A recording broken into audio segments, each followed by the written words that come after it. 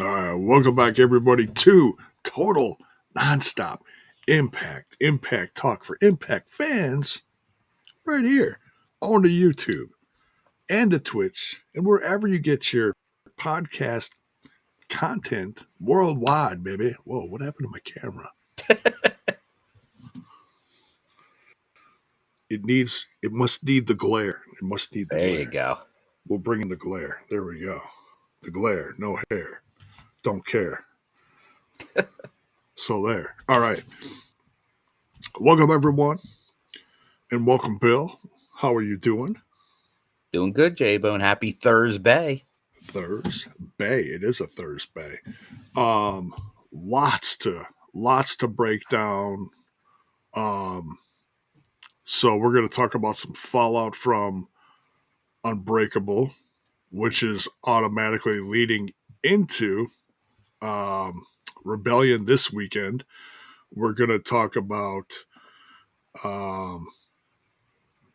Joe Hendry crashing Mania, which was wild. Say his name. And somebody said his name. I think about 60 some thousand people said his name. And and we'll talk a little bit of news. The Viper said his name. Yeah, right. Yeah, most importantly. And then we'll get into that too, because I got a feeling there's a bigger picture to be talked about there as well. But before we dive into anything, I do want to quickly thank everyone who donated,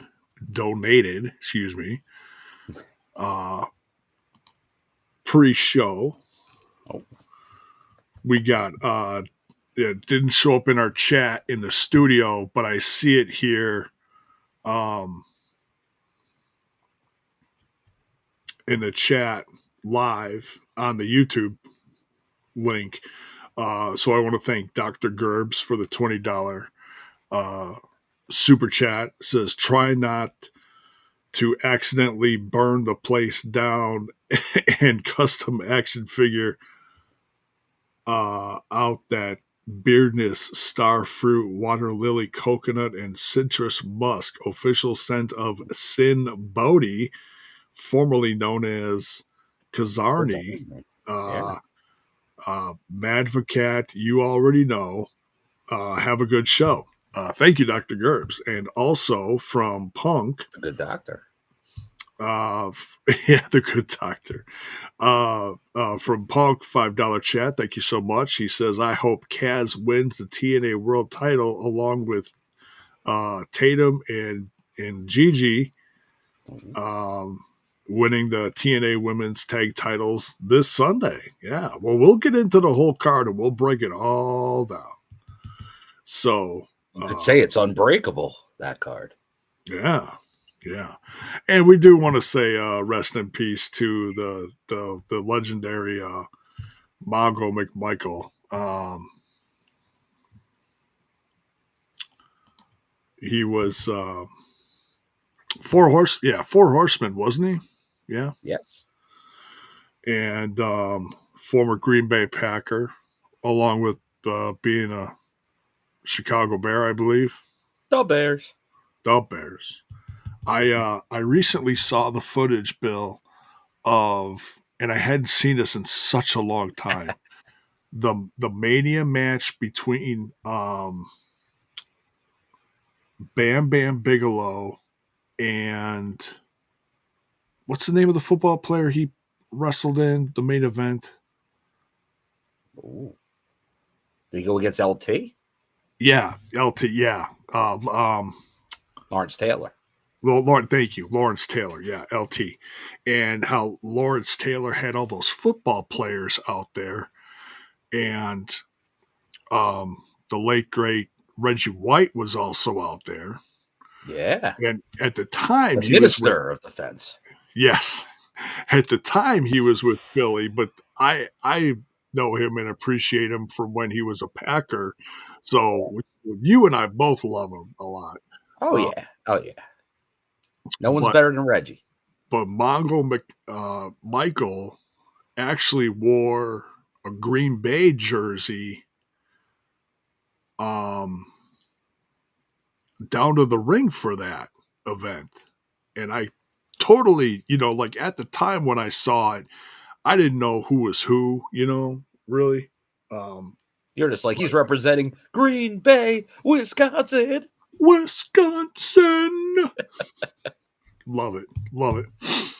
So yeah. A very fitting night on this NFL draft first round night that we're linking everything together, but definitely rest in peace, Mongo McMichael, who obviously contributed a lot to the game of football, but also the world of wrestling.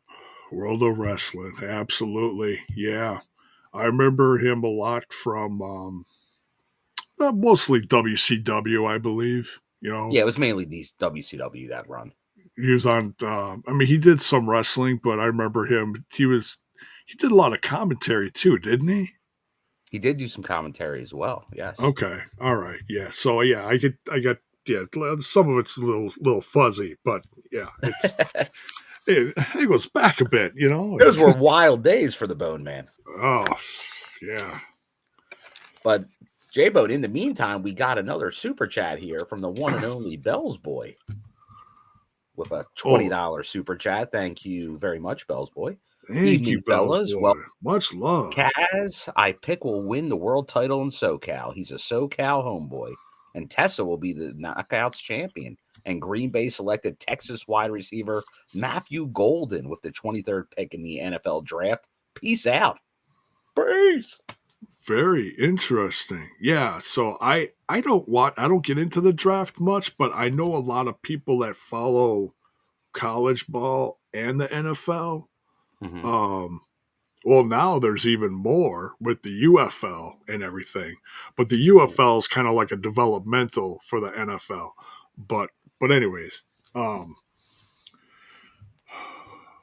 yeah, it's interesting to see who gets picked for what, And I just don't watch football enough to like know who's from where and all that kind of stuff. But it is exciting that it is in Green Bay this weekend. So, yep, just north of where I live, there's a lot of hype going on.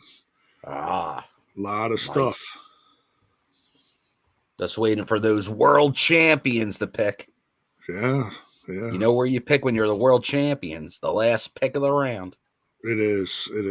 Yeah. Go Birds. Yeah, right. You're rooting for your Eagles, and I'm rooting for the old Acme Packaging Company, as some like to call it, the old Packers. All right.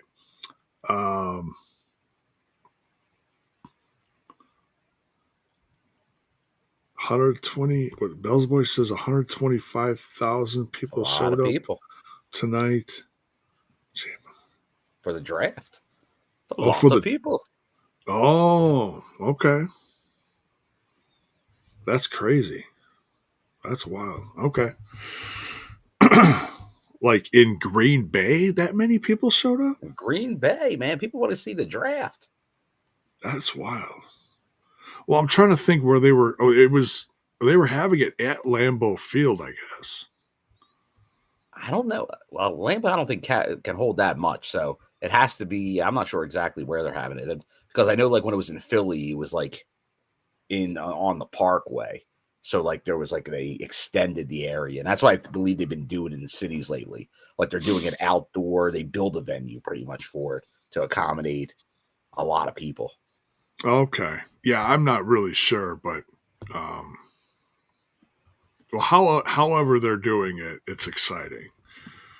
So, all right. Well, nonetheless, let's get back to TNA. All of our foosball talk. Yeah, foosball. She be playing the foosball. You be playing the foosball, my man. At the Lambeau Field parking lot. Oh, that is a pretty big parking lot. I know what you mean. You got to have a lot of parking. have to have a lot of parking spots. It is a massive parking lot because I used to go up there twice a month for doing some counting. Oh. The different convenience stores in the area. We'd go up, we'd spend the night, then come back the next day, or come back down to our area, down to Milwaukee area. And I used to walk all over the place. In fact, there was a couple times where I would just like walk all the way around the stadium and just walk through the neighborhood, just bored out of my mind. But yeah, that is massive. So huge. All right, so let's talk about how you fared in Vegas, man. How was first of all, Sin how City? was how was Sin City to you, brother? It was good. It was good. It was quick, J-Bone. It was the old In and Out. Yeah. The burger and my trip In and Out. Not a lot of sleep. Because pretty much it was getting there Thursday. By the time I was in the hotel, it was the wee hours. So it was a quick turnaround. Because then I was working before any shows that day, and then it was kicking off with the that kind of happened last minute with the Chris Bay, with the Hardys and all that. I went to that. I stayed through the Hardys, but luckily I did see Chris Bay as he was entering into the building. So kind of gave like, hey, what's up?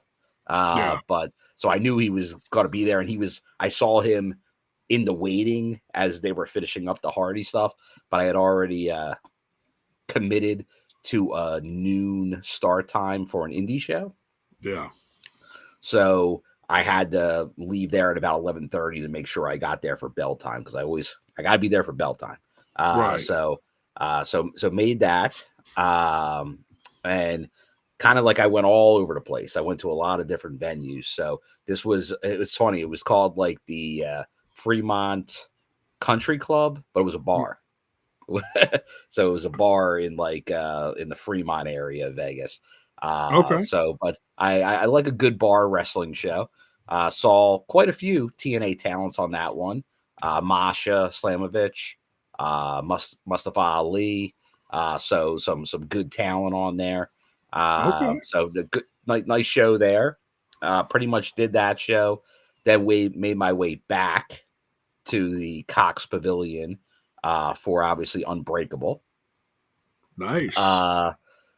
And obviously we'll go over that in a bit, but it was obviously a great show there.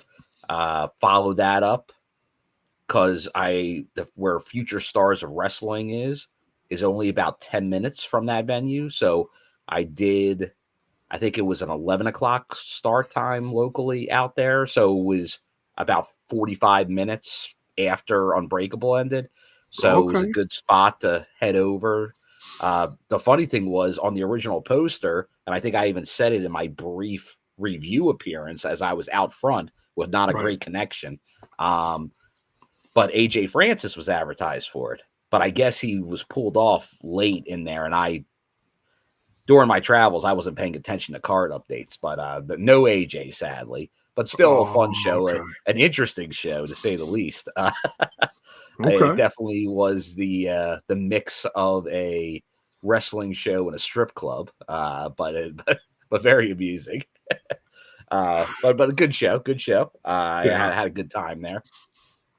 I'll tell you, former TNA wrestler and announcer, the Pope, D'Angelo Dinero, on the card. And I'll tell you what, a few things that kind of like stood out to me like over those couple days. He should still be on TV.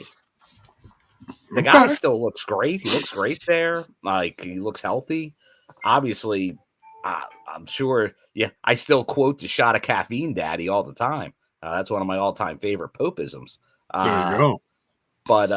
But in ring, he looked great. So I know he was doing NWA not that long ago. I think he was actually maybe their TV champion not too long ago. But that's a guy that still should be on TV. So hopefully he gets another run somewhere. I would be against TNA. Yeah. Like in the mid card angles, he could definitely be somebody that could be used. So that took us to the wee hours. I think that ended about between 1 and 2 a.m. Okay. So then Friday went back to that same venue, the only venue to go to twice, for a women's show, because I'm like, I got to do a ladies show. Oh yeah. And there was some talent I was familiar with, but then a bunch I wasn't. So that was pretty good. Was there any TNA talent on there? Maybe some ones that made appearances, but not like any. I don't think any full time TNA talent. Okay. But that was good. Followed that up with Deadlock Pro Wrestling, where referee Frank is, and they had a nice card at once again another venue down in downtown Vegas. I'm trying to think. Masha was on that show as well, so I saw a lot of Masha. she Nice. was definitely a regular on the circuit. Good for her, man. She's no, she got her matches in for sure. Did But you no, did you happen to watch? I don't know what show was what, but what's the one? Oh, Bloodsport. I saw some highlights of it Okay. because that was going on. I think was that going on similar to Unbreakable, maybe around the same time. I think Could be. but so no, but that would seem to be one of the better shows of the weekend too. Okay. But no, a lot of good stuff. Another standout, I'll say, with a TNA connection, there was kind of like a Royal Rumble Battle Royale at the Deadlock Pro show, Okay. and former TNA star Trevor Lee was in it. He did not win it, but I thought he was the most impressive. So Okay. always been a big Trevor Lee fan. Another guy that I would not mind seeing at some point. So just two former names on return trips. That'd be nice to see. Yeah, I haven't heard like I know he's been around the indie circuit, but I haven't heard anything major from him yet as far No, as he seems like he's weighing his options, taking his time. Yeah. But definitely like somebody I would have interest in. Great X Division fit, obviously. Okay. So no, a good trip and very very limited food intake. All I did that whole time was 2 trips to In-N-Out and 1 trip to the restaurant at the Longhorn for breakfast. So that was my food intake because technically I was only there 2 days. Okay. Now I hear going out to eat in Vegas is relatively cheap depending on, what you're looking for. Is that true? Well, it's all over the map. It depends on what you want to do. Like like the days of a lot of like old Vegas hotels and casinos with like cheap buffets and cheap dinner breakfast specials are drying up kind of during COVID and post-COVID. Not as many of them exist. Okay. But like the one I did go to was one that still exists. It's a cheap breakfast special. Got the graveyard special, like the $4.50 eggs, bacon, potatoes, toast. So like you get the whole thing. Nice. And then In-N-Out's a very affordable fast food, but I like to think of it as a little bit of an elevated fast food. So I did the Flying Dutchman, my go-to, but I did it with the whole grilled onion wrap. Sounds good. So instead of a bun, it's a grilled onion and then just meat and cheese. So nice. Good stuff. All right. So that was my Vegas vacation. Very cool. Very cool. So how many days total were you out there? Just 2. Just 2. And you didn't red eye out, red eye back. Okay. And you didn't hit Mania, right? No, I was gone before Mania was a twinkle in the eye. Okay, gotcha. I was back in my bed by early Saturday morning. I know. Mania was, from what I've heard, is quite pricey this year. It was quite pricey. Like, even if it wasn't, I would not have, just because of obviously Rebellion the final week. I would not. It was, if I was going, it was always going to be a quick trip in and out, Yeah. and I was able to kind of figure it out, the right times to go that were the most affordable. So I was like, that I'll do. But beyond that, it was not going to be for me this year. Yeah. Cool. Yeah. One thing I see clips of lately was Killer Cross wandering around Vegas and He's talking a to Vegas fans and guy, stuff. so yeah. Yeah. Very cool. And I hope for more from him in the future. He deserves it. The guy's been Oh busting yeah. his ass lately. He really does. So, but yeah, anything else that stood out to you from this past weekend as far as we should we mentioned, I asked you about being around Mania. We should segue that into Joe being at Mania, Joe Hendry. Well, do you want to touch a little bit on Unbreakable, or do you want to go to Joe Hendry first? Let's go to Joe Hendry first. That was that was big news. That was big news. Big news. Yeah. Because I know I was messaging you as it was going on, and you're like, "Oh, I heard what? What? Yeah, I didn't catch a lot of the day 2 show because I was hanging with my family, and I didn't. That is the catch what- problem. It was Easter. It was Sunday. on Easter. Yeah.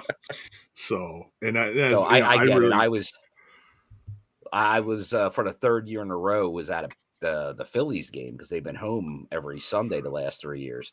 So I was actually at the baseball game, and then heading to dinner, and then also trying to check out parts of Mania as well. So it was a busy Sunday, but see obviously we knew it was going into it. There was a lot of things like Randy Orton, the legend killer, the Viper, was going to have a mystery opponent. And it's like, well, who could it be? I think there were some rumblings. Maybe it could be Joe. So like, that was like, pay attention. Like, it's a possibility, but with the relationship, we haven't seen a ton of crossover with the main roster. So it left a little bit like, I don't know, but there was the pause, and then the music hits. 60,000+ people. They know Joe Hendry. They know the song. He got one of the biggest pops at Mania, our TNA champion with the belt. Now I know it's going to go into the talking points. I'm sure I'm starting to see it in the chat. It was not a long match. However, that's the whole thing with the Randy Orton out of nowhere. Like you can do that. Like, and if you don't believe that, you see what happened on Monday Night Raw right afterwards. Cena got RKO'd, cutting a promo. Right. Now, John Cena is the now 17-time world champion. He doesn't look weak. You get your world champion at WrestleMania against a future Hall of Famer. And I am one that will definitely say on here, you got to be careful with booking and protecting your champions and stuff like that. Yeah. Throw it out the window when you're talking something like this. Yeah. When you're talking the granddaddy of them all and getting your company name and promotion out there. Yeah. There's no negative of this. No. Because the whole thing is, you do that. Huge. Like, because he's not going to win that match. So you can do the Randy Orton out of nowhere and it's fine. Like, it's not a big deal. Like, and that's probably the only way they could do it. They weren't going to give Randy Orton and Joe Hendry 15 minutes at WrestleMania. That just wasn't happening. No, I mean, look at the time it just takes for them to pull back the curtain. Oh my God, it's Joe Hendry. The It music was all hits. about the entrance. And what were people? Were people even talking about the result? Maybe some real Right. TNA fans, but Yeah. mostly not TNA fans, mostly fans of another company, I think, because He's of walking reasons. down the ramp and That's what everybody remembers. he's connecting with the audience. 60 plus thousand You people. know what that's doing? That's selling tickets to Rebellion. That's selling Yeah. tickets to Slammiversary. That's what it's all Yeah. about. That's It's eyes putting on the product. exactly. It's putting eyes back on TNA. And it's so good to see. I've been saying it nonstop for the last year with as these venues get, a little bigger, and it's gonna cap out at some point, but it's still great to see. I And this is mean, all storytelling. Remember what this is. This is storytelling. right. And does this mean that maybe at some point Joe Hendry gets a win over Randy Orton? I'll tell you what Maybe. I'm not saying it's not a possibility. Could it I, be at Slammiversary? Bound for Glory? I'll tell you what it means, Bill. It means that Randy Orton, because he did pin the TNA champion, you will see somewhere in the future, we will see Randy Orton on TNA, either television or at a special event. That's what I think. So that's just another benefit. Like if he goes in and maybe does a 12, it's not even 12 because that's getting crazy, 9-minute match. Because that's the difference you're talking about, 3 to 9 minutes. Like that 9 minutes is a long match for a non-main event match at Mania. Yeah. So, but then you would never see Randy Orton again. But I think this actually allows a storyline to have Randy Orton show up at some point. It And does. let's not forget, the guy that beat Joe Hendry is now feuding with maybe one of the 4 or 5 biggest names the sport's ever seen, John Cena. Yeah. Yeah, That's because what he went in. He went from a program to Hendry to John Cena on his retirement tour. I would like to do my imitation of John Cena the night after Mania. You know, he's just spewing his stuff, and then all of a sudden, RKO. Shit. Whoa. That's my imitation. Shit. Down goes Cena.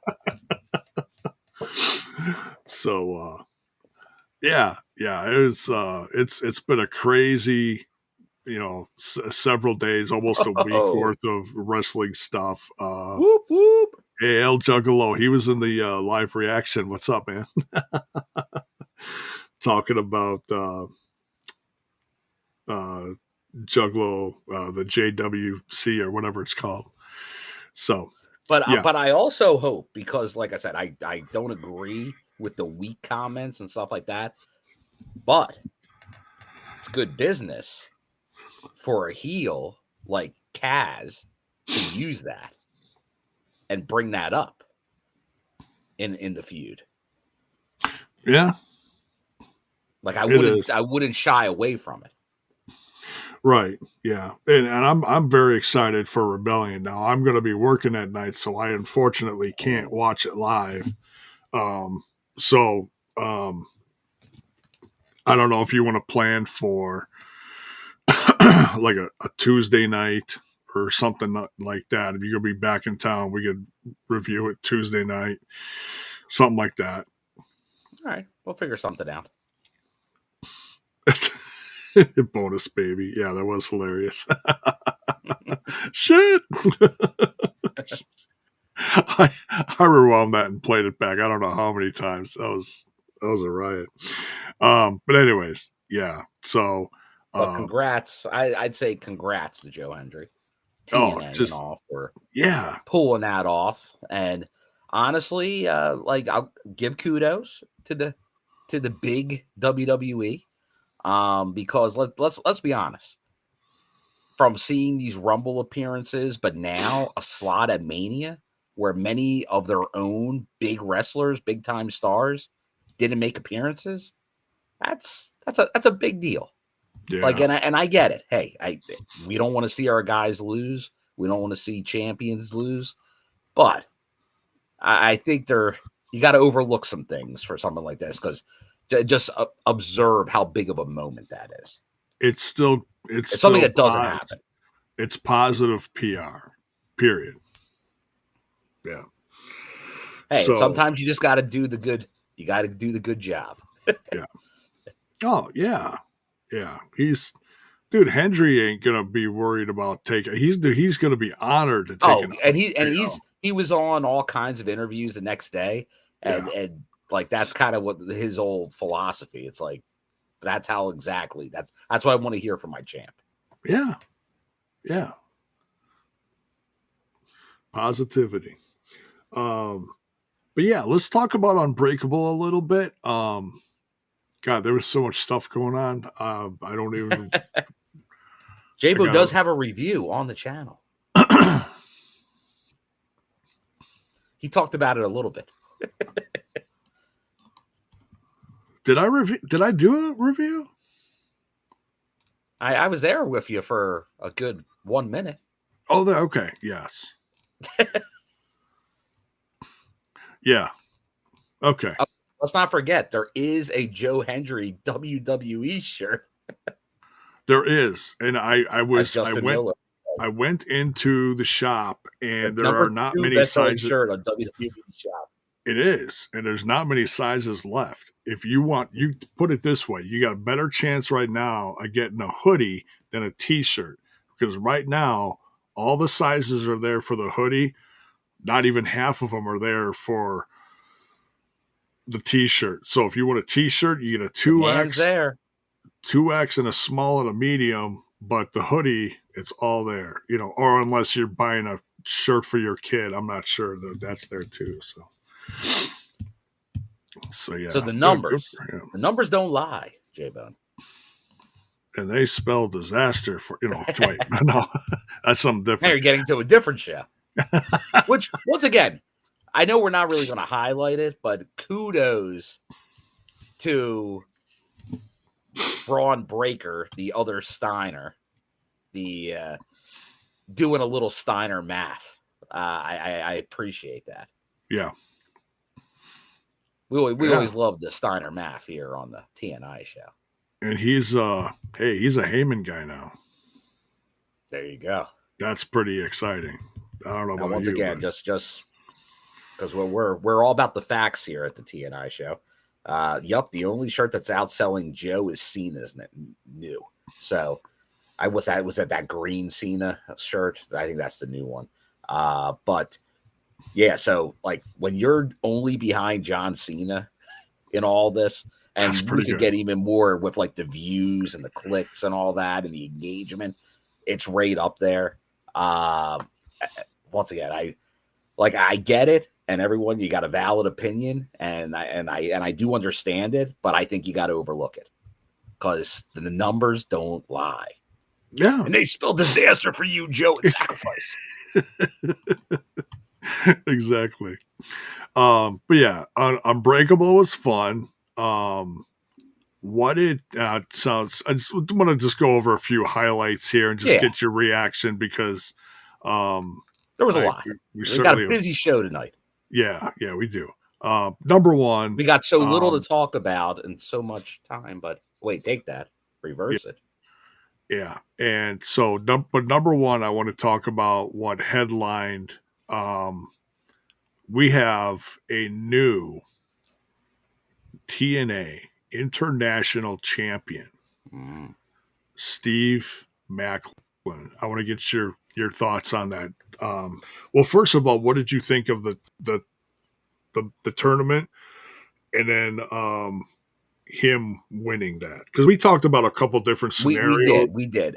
I wasn't totally surprised. I know we talked about, and like, I know we even had David Penzer in here when we were talking about it, and the feel-good story was obviously the Ace story. Yeah. Like, have Ace win the title. But leading into it, like, he had a little momentum at the end. but they didn't give him a ton of momentum. Macklin's had a lot of momentum lately. AJ Francis had a lot of momentum, and then he had the week off. So obviously, I'm all about that money, money, money. So I thought AJ had a good shot. But once they put the stipulation that it was going to be whoever took, like, the pin was out, and whoever didn't take the pin was getting the title shot at Rebellion. You look at AJ, EY, and Macklin. There's only one built-in feud there. Like, the AJ thing would have been a wrench. So it seemed like it was going to be Young versus Macklin, and then you got to go Macklin. Because Macklin, he had that short world title run, and it feels like he was building up to another big run. Yeah. So it does seem initially like they're going to really treat this. Like, obviously, it's a known fact. TNA has struggled with this other title that's had so many names over the years. The Grand Championship, the King of the Mountain title, the TV title, the Global title. It's had so many names. But now with this title, and the digital media, I was kind of behind it. Like, I think the idea of it made sense. But then they kind of got away from it, and it obviously didn't really become something that was used that much. It became more of a prop belt. So hopefully this one, I do like the look. Like a lot of people are saying, like that blue title, like the blue strap, something you don't see often. Yeah. Will it be defended internationally a lot? They are going to Canada soon, so they could do some good angles. But it's interesting because now Macklin's a face, because the whole thing with Macklin and Josh Alexander from a while back during that run was the anti-American, as they were doing all the Canada trips. Yeah. And then sadly, due to injury, that never happened. So we'll be just interested to see how they play it out if they go with a lot of international. Because I know there's rumblings of some international signings coming the way soon. So, like, will that play into the title? Because hopefully Macklin, if you're calling it an international title, hopefully there are defenses in other countries just to kind of validate that title name. Oh, sure. And it's just not another secondary title belt. Yeah. But no, like I said, congrats to Macklin. I think he's been definitely putting in the work. So well deserved. Because obviously we highlight a few people often, and Macklin's been one of them, along with like Mike Santana, like people we see is like elevate, like world title, maybe something there. So this could fill that spot. Like if Joe Hendry, maybe, who knows, maybe he's going to have a longer title reign than like any of us think. Yeah. So maybe Macklin or maybe even Mike Santana gets involved in that international title, and some like really focus that belt on being like, and some people even call it, maybe it's going to be like a work rate type title, which is the complete opposite. I really hope it is. I mean, it just feels like it already feels like there's a degree of what's the word I'm looking for? Of just importance, Mm-hmm. To it. It's just how they delivered it. Its debut, if you will. There was a good tournament, and the first holder is someone that's one of the hardest, like you said, one of the hardest working people in the company, and a blue collar, just badass, workers. I've compared Macklin several times to Stone Cold, and just that level of wrestling and stuff. The prestige. Yeah, prestige. Yes, thank you, Chris. Critical Sting. Thank you. That's exactly the word I was trying to think of. Prominence, prestige. Yes. Thank you. Prestige is the word of the day. Scream real loud. And this is of course, now we're going off the rails again, but I love it. I love I off the just rails. I just saw a I saw trailer. this too. It You looks did? awesome. It looks awesome. For But it's Paul. going to be like a tearjerker. They're all saying, like, it I guess he it filmed it knowing what was happening to him, like the that he was cancer. going to pass away. Yeah, yeah. Talking about his death and everything, and his career and highs and lows and stuff. Yeah, so there will be a Pee Wee Herman, Paul Rubens documentary coming out soon. So Yeah. I think a lot of us that grew up during that era are looking forward to this. I was in high school, like my early years of high school, I believe, at its peak. And I remember going over to. Are you talking Big Adventure or Playhouse? Oh, I'm talking the whole thing, because he had the TV show too. Yeah. Well, the TV show kind of came a little later, I guess. Maybe it was. Yeah, I think that was like around the second movie, something Big like Top that. Pee Wee era. Yeah, like maybe that or was in between the two, era. kind of. Yeah. Going over to my friend's house, my best friend's house at the time, and he had a younger brother and a younger sister. The younger sister was like a year or two younger than us, so she was into like the pop music. We were into the heavy metal stuff. As far as like you walk into the bedrooms and what was on the wall, we walk into his younger brother's room, and it was all Pee Wee Herman posters, the dolls, the things hanging from the ceiling, the pterodactyl, the everything. It was all Pee Wee Herman, and that's one thing I remember that stood out in my youth. Yeah, crazy. Love Pee Wee. It's gonna be a good one. But anyways, back to the TNA, back to our regularly scheduled hot mess. We needed a Pee Wee Herman appearance on TNA. We did, absolutely. I think he did make a WWE appearance when they were doing like guest hosts. I feel like he showed up in a it was like capacity.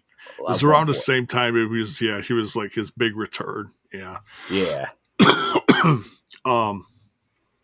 I'm just scrolling down the Unbreakable page here with the results.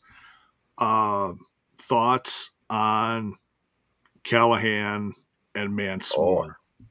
Yeah, now this is going to be obviously depending on what you like and enjoy in wrestling. Like obviously my background, ECW, I've talked on here, I go to many indie death matches. When it's done well, I think there is skill, art, and all that to it. I think they did a great job. That was a very good pay-per-view TV death match.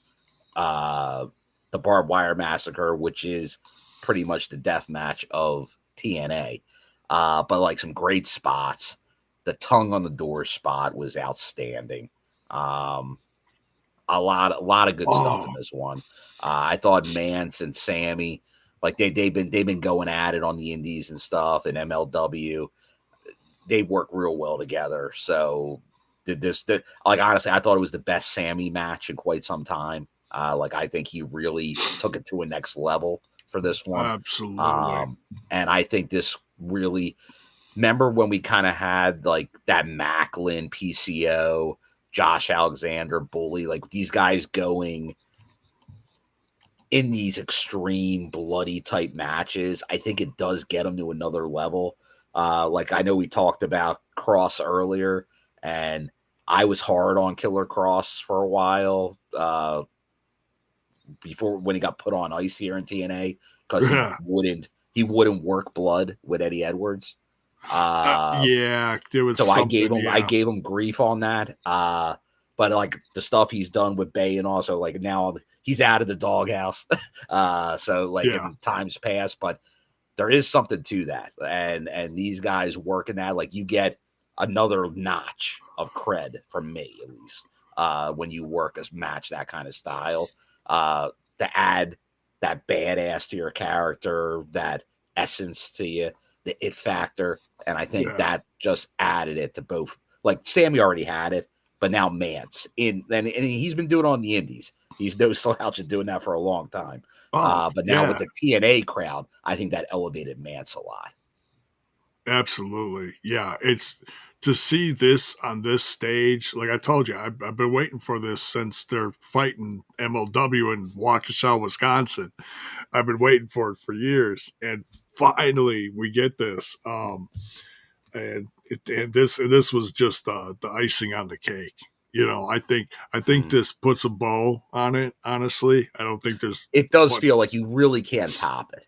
Yeah, I don't think that you could do any more. It's just the fact that neither one, as far as I know, are at Rebellion. But you never know. All of a sudden, there might be a backstage brawl and they're fighting again. Could be. But yeah, you got to give those guys a little rest after that. Bonus Baby, I know his ass in there. I was there up close. Was Mance Warner's tongue really stapled to that door? I cannot confirm or deny these things, but it sure as hell looked like it, didn't it? It did. A magician never reveals their tricks, but man, it did look like it. Well, just the fact that, like the staple gun went, it was like bent, like they zoomed in on it and it was bent weird on the board. So yeah, there was something happening there. Yeah. But like I'll tell you, like sometimes there was some stuff I've seen over the years. Like I remember years ago at a Ring of Honor show with the Briscoes, and they were using staples. And I just remember like one staple going into one of the Briscoes' heads, and like you saw it go in, and you could see the staple just sitting, like it was in there in the forehead. So like it was, but like that's saying like on the like indies, I think even like MLW, like I've given dollars, single bucks to people because that was the whole thing you do. You get a staple gun and you start stapling dollar bills on their head, their body. That's good stuff right there. Yeah. Oh, come on. This comment's for you, J-Bone. Oh boy. Oh, if Flow Slam was a match, it'd be Manser versus Sammy at MLW in Waukesha back in 2019. Oh, see, Flow Slam was already done by then. Yeah, you gotta go back a couple years prior. But I know what you're saying. Yeah, that's that hits all the J-Bone boxes. It does. Yeah. Flow Slam. Even in Waukesha. Yeah. MLW, home of Blizzard Brawl. Yeah. Great Lakes Championship Wrestling. So, but yeah, and it looks like I might be going to ACW up in Oshkosh. Slowpokes offered me some tickets. So, I don't know who's all going to be there, but I think there are some TNA talents. So we'll see. So I'm excited about that. Yeah. I'll help Slowpoke out with his stand too. So excited about that. Kudos to Mance Warner for being at WrestleCon with Steph DeLander the next morning. I'll tell you, these guys, man, they go through it, man, but they're always there, man. They're always there. Ain't nothing if you pour a little beer on it and make it feel better. A little light beer. Light beer lariats. Knee pad up, knee pad down. All right. We'll go talk about a couple more things, and then we'll dive into tonight's show. So there was some pretty significant names in the house for this Unbreakable show, Bill. There was, J-Bo. Debbie I knew where you were going first. Debbie Gibson. You just can't shake it. You can't shake the love, Bill. Can't shake the love. What's funny is only a few seats for me. Hard rock, heavy metal guitarist DJ Ashba was sitting next to her. I don't know if they're like together. I had no idea, but they were sitting next to each other. So I was like, "Okay, I've seen DJ Ashba in concert." That was now. So he used to be part of Guns N' Roses. That's when I saw him with Guns N' Roses. So you saw that version of Guns N' Roses, I'm guessing, mid-2010s? That's when he had the multiple lead guitarists. Like, it was him. Right. I think it was Bumblefoot. Yeah. Like, he had Bumblefoot, and they had, like, one other rhythm guy. Yeah. Some guy, I can't remember who. Yeah, he had quite the band. Like Like 12. yeah, I think that was the post Buckethead Yeah. lineup. RJ's World. Ray J. Thank you for the $5 spot here. Thank you very much. Joe Hendry said on Busted Open, someone from WWE's main roster might show at Rebellion, saying the clue is they have their own bus they're bringing. Mm. Oh. Well, we know who has their own bus. Someone The with Lex Express.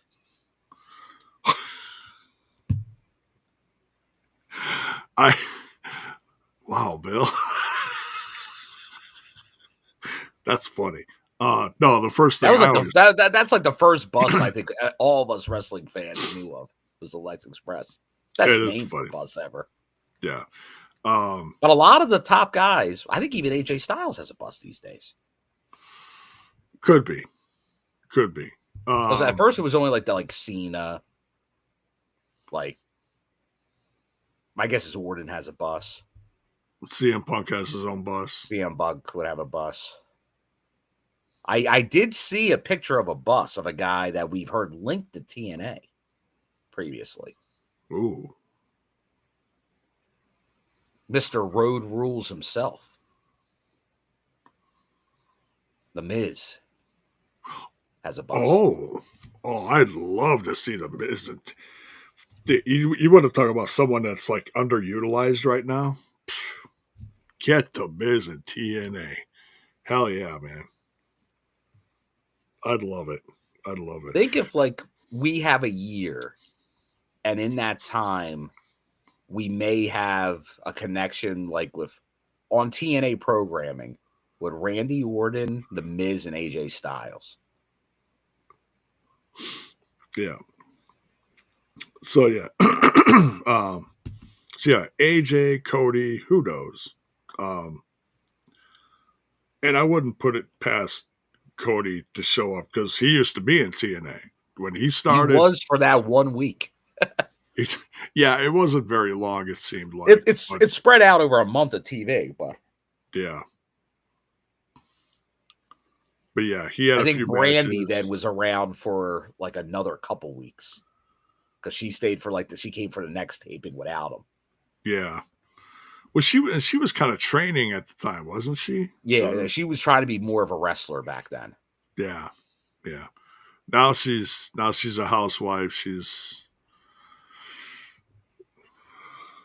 is definitely his better half. Yeah. But yeah, there's definite options. You know, we're gonna get Randy at some point. I think he pinned the champ, so it's like it's kind of there's a inevitable. storyline there. Like I don't think it gets ignored. Yeah. Like I think there will be something. Well, we'll see.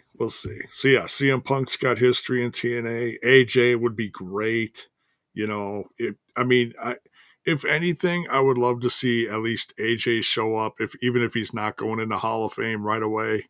And from what it sounds like, he's not going into Hall of Fame right away. So whatever, we get an appearance, I'm good with it. I know there was an interview where AJ is even now saying like he'd like to work maybe a couple like a match like something in TNA. Yeah, it's happening. Yeah, it's happening. And he had a great match. It might be a one-off, but it's happening. AJ, I feel like Slammiversary is AJ. Could be.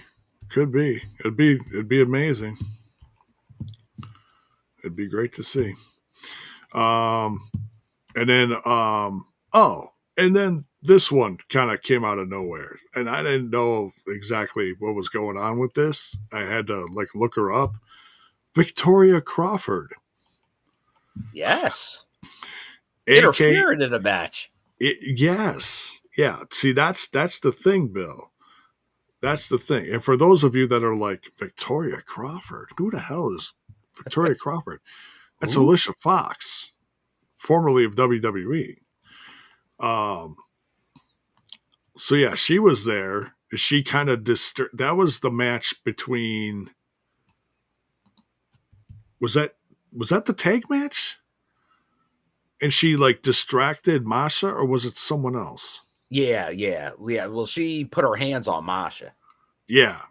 Yeah, she like backed up into her and she like held her Yeah. for a second, and then Masha got away from Yeah, her it and was wasn't like, like overt, but she got involved. yeah, she didn't hurt her, but she was like she made her presence known. Yes. Yeah. So we'll see what comes of that. I don't know if she's just some And person it, in Vegas or what. well, it's Mania week, so people are around. So there's Yeah. that. But I thought when WrestleMania was in Philly and I saw her kind of around with Gail Kim and Lish Edwards and stuff, kind of at some of the indie shows, I'm like, maybe she'll get involved in TNA in some way, but then nothing really ever came of it. So Yeah. I don't know. Like we've seen short angles with like Darren McCarty and stuff where maybe it could be a short-term thing, but I feel we'll see her at a Rebellion. Yeah. She might play a role in the Tessa Masha match. Could be. Yeah, your bonus baby just giving it to me here. J-Bone, you didn't recognize Alisha Foxy? Really, Bone? Okay, so yes, I did recognize her. I couldn't think of her WWE name. Because I'm like, okay, she was not called anything like Victoria Crawford. And because that name is so different, I'm like, yeah, I had to look it up. And I was like, oh yeah, duh. Alisha Fox, yes. Yeah. So, now here's this one I'm still kind of shaking my head about. And apparently he's also going to be making an appearance at Rebellion in the Ultimate X. Sydney Akeem, the former Reggie of WWE, which I'm just like, oh, okay. Thoughts, Bill? I mean, okay, so he did. Let me just say this: I'm not going to completely shit on the guy. He is very athletic. He showed that off in his match against Moose, so I'll give him that. And I did see him later that night. He was at that show I saw afterwards. He was at the show that was going on at midnight. Gotcha.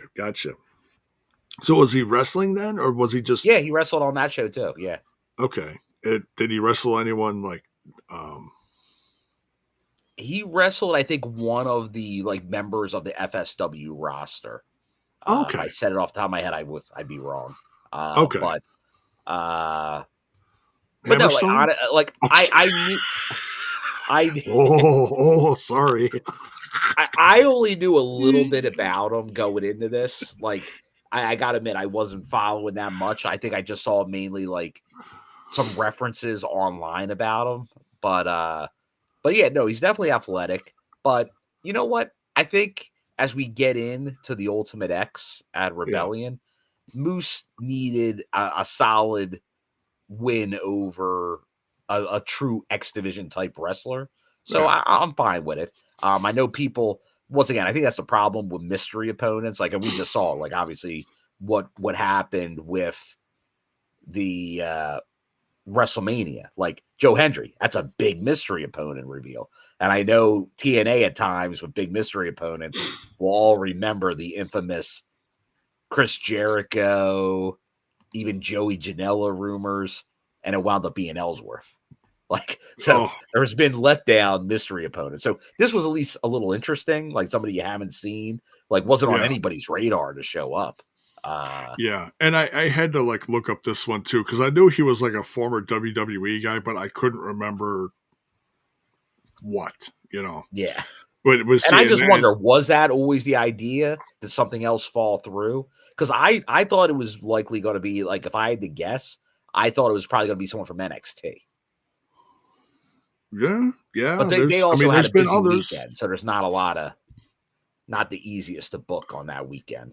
Well, the last time there was one for an Ultimate X was that one, was that kid from, God, I can't think of the name of the group in NXT. It's Charlie Dempsey. It's a partner of Charlie Dempsey in that group. Mm-hmm. Riley something, but that kid was great. But bonus baby mentioning Chris Angel and he was at Unbreakable. So that if they get back to Vegas, they're probably going to do something with Chris Angel too. I don't know what, but we'll see. And they even Maybe said something's going to happen with Chris Angel. Like there's going to be some kind of collaboration. Yeah. So I'd be very interested to see what's going to happen with that. Maybe I tell you what would be absolutely hilarious if they find out quietly that somebody's like contract is up, and Chris Angel all of a sudden brings a case next to ringside, and someone goes into the case and then disappears, and that's their disappearance from the company. That'd be an absolute riot. Yes, Riley Osborne. Thank you. That's Chase you. Mm-hmm. Oh, he was not part of No Quarter Catch Crew. My bad. I thought it was that one. Okay. Well, because those two were feuding at the time, I think. Maybe. I don't know. So. Okay. That's about it. I didn't want to break down like everything, but just a few prominent things from Unbreakable. Yeah. And then we'll get into Rebellion at the end. But yeah, so let's dive into tonight's show. Was kind of a hodgepodge of decent wrestling and some other like really just bizarre stuff that I was not ready for. But yeah, so let's get into this. The 24th of April. By the way, tomorrow is somebody's birthday. Oh. A certain somebody? A certain Bone. Oh, happy. Let's get those early birthday wishes in for the Bone Man. 51. Whoa. Yeah. I thought a bone doesn't reveal his age. It's yeah, it's been just a number, J-Bone. Just a number. It is. Oh, here. You don't look a day over 50 and a half. Well, thank you. RJ's World, thank you for the super chat.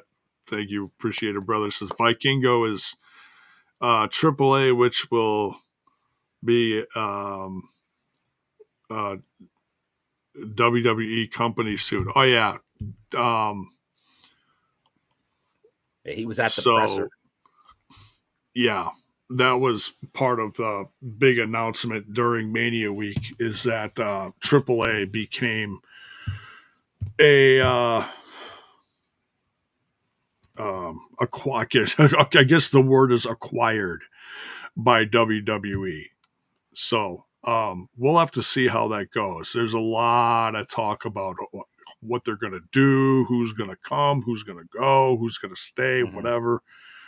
I don't want to get into that whole thing right now. We can save that for another time, maybe.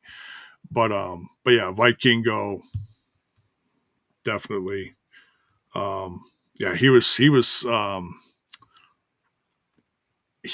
ringside at Mania for the Phoenix Americano match. So yeah.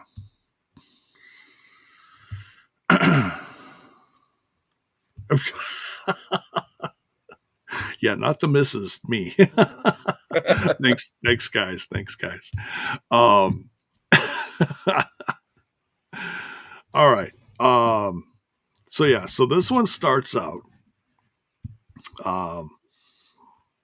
Moose and JDC versus Ace Austin and Trey Miguel. Solid tag match, but man, so much interference and stuff. It kind of, but it's all stuff that's going to lead up to a big match at Rebellion, which we found out, and which they're Ace and Trey Miguel's backup that they called blew my mind. blew my mind. Let's just. I know that was another part like halfway through the show, but let's Mhm. just talk about it here. Um, Later a segment after Moose and JDC won the match, um, they called someone to be in their corner because there's going to be a match at Rebellion of Ace Austin, Trey Miguel, and Zachary Wentz against um, the other three members of the system because Moose is going to be Ultimate Ultimate X. X. So they called their own X guy. Third X guy. Sean Waltman, X Pac, the former The Six Lightning Pac. Kid? 1, 2, 3 kid. This is surprising. Like I don't expect him to wrestle. Like I'm pretty sure he's retired. I mean, there might be a spot, but I don't know because Oh, come on. Him and Wentz are going to do Bronco Busters. You kidding me? I'm just saying, last time X Pac did one of those, I believe he severed his anus or he did something. Oh. Ooh. Yeah. Yeah, he ended up in the hospital. He like split his tailbone or something. I don't know how the hell you hit a turnbuckle that freaking hard with your butt, but yeah, his rear end. I don't know. Yikes. Yeah, yikes is right. He broke his booty, which I think kind of led to his retiring because it's like if you can't do that no more, that's his stuff. That's his shtick. That's the patented, yeah. Yeah. So, but yeah, what do you think? Are you excited about seeing X Pac? I am. No, I think it makes it interesting, man. Like it's like, and I do know because I know I know like Wentz is a big X Pac guy. Like those they make references to it because both Wentz and Gigi both use the Bronco Buster. Oh, Version of it. Like they both. Gigi So I know. Dolan. Yeah. Yeah. So I know that's definitely an influence in the household. Okay. So that's cool that he's involved. And then you can't not think of like with the WWE thing, like what could be said or done there. Like, my guess is he'd have to go ahead to be full DX, X-Pac if he wants to be at this show. Yeah. Like he doesn't have to shy away from it like he would without a relationship going on. So, oh yeah, he could probably wear some DX gear and yeah, he can wear DX stuff. He can be sucking it all around the ringside. Like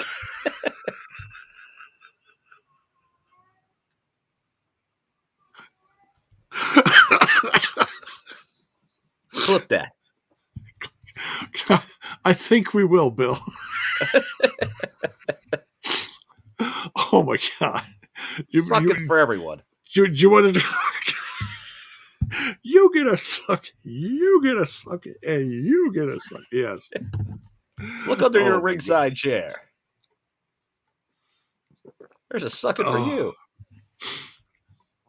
J-Bone, you're too loud. You might wake up Booker T. No, nobody was going to wake up Booker T during the Hall of Fame show. Who sleeps better at a wrestling event? Booker T or Mike Tyson?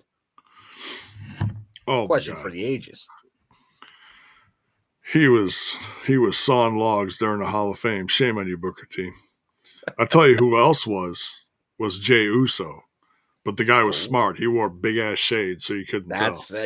That's the move, man. You're feeling tired, you got to pull the shades out. Yep.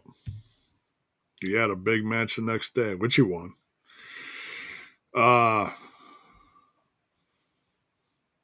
It could be NWO 6 too. Yeah, who knows? Who knows? Crazy. All right. But yeah, so he's going to be in their corner for Rebellion. Very exciting. But yeah, so Moose and JDC get the win. First match of the show. Rough night for Ace and Trey because they got more people coming down. Myers and them. Mhm. Then we get a interesting, a good promo. Masha talking about her match coming up against Tessa, and then Tommy's like in the locker room area, and he's talking to Masha and how much he believes in her, you know, Yep. and that was kind of cool to see. It's like we haven't seen much of Tommy lately. I think we've seen more Tommy Have not. outside, just more talking about clips from like Busted Open Radio talking about TNA and other stuff. So yeah, he's been a little more And they need distant. this. Honestly, they need this. Like they like in ring, obviously know it like Masha's been doing great, everything in ring during the title run. But Yeah, they did need to do some more character work. It felt like because like other than like some stuff back and forth with Tessa, that's been the only character work. So some other ways to kind of build her up as the yeah, champ. I think you do need to do that. yeah, Because as we keep talking, it's stories. It ain't just about matches.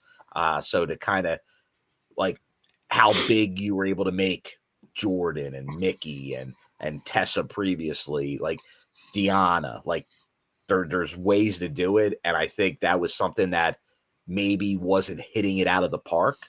yeah, So I think stuff like this helps. Uh, so that was a good way to help put her over more as the champion. yeah. Makes her more relatable, I think. And Yeah, that and like I said, there's been a lot of reasons for this because remember, this was someone they used just like speak Russian, like don't communicate. right. Not easy to get over, but they did the transition to speaking English and all that, so it's been getting there. But it's something they had to kind of start from square one when they pivoted to her claiming the title. Right, and he was going from heel to baby face because Yeah, Tessa's there such a was a big lot of things. heel. Yeah, like Yeah, yeah, yeah. So she needed a little extra. Yeah. Next we get an AA promo from Mike Santana. This was heavy stuff, Bill. It really yeah. was. What did you think about this promo? I, you know me, I've been a huge fan of this angle. I know, and if Alisha was here, I'm sure, like, it definitely it can push buttons with people for sure. Uh, but like they're like because obviously they're going off some real life stuff here. They're playing off of that. But no, I think like I said, I'm still gonna go with this is the best storyline going right now in the company because it does feel like there is like real heat here between these two due to these promos, and I think they've been doing a great job. Like I think these ones, like they're like this feud's not going anywhere. Like we're this is going to continue. Like I feel like we're going to see this through Slammiversary. This feud, really. I don't know how they're going to blow this off at this point. We could, we could. It kind of depends on like if they turn this into like like if they have a goal at the end of this, as in Yeah, like will a okay, belt get involved? Will it be a certain stipulation? Like a, we con- just a said with con- Mance and Sammy, like you have that match, you kind of are done. You can't yeah, really go back. And it could be a cage match, lockdown, something like that. Maybe could be, or it could be for a belt. But then a belt, you can always go back and forth again. a This contendership. just might Yeah, be one of the feuds that's going to go back and forth.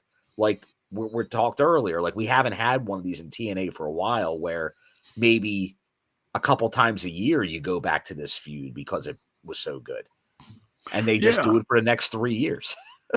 Or you do like a best of seven sometimes. You could. We don't get those a lot. There you go. There. We can't. Ali is the real addict in Santana's eyes. Yeah, yeah, and that's interesting.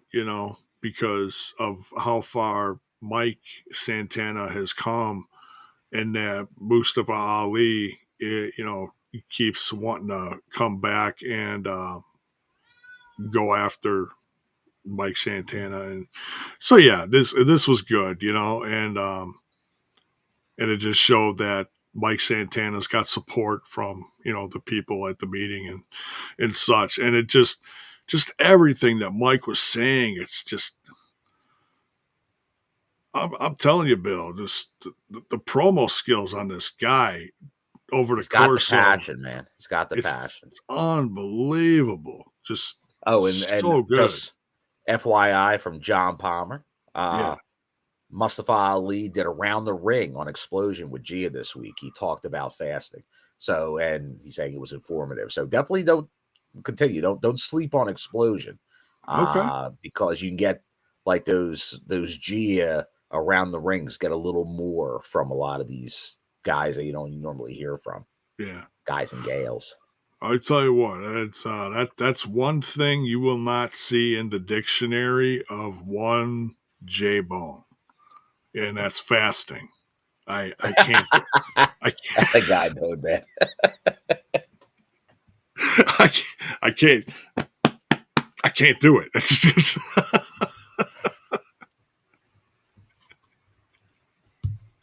ain't No ain't fasting way. for J-Bone. No fasting. No.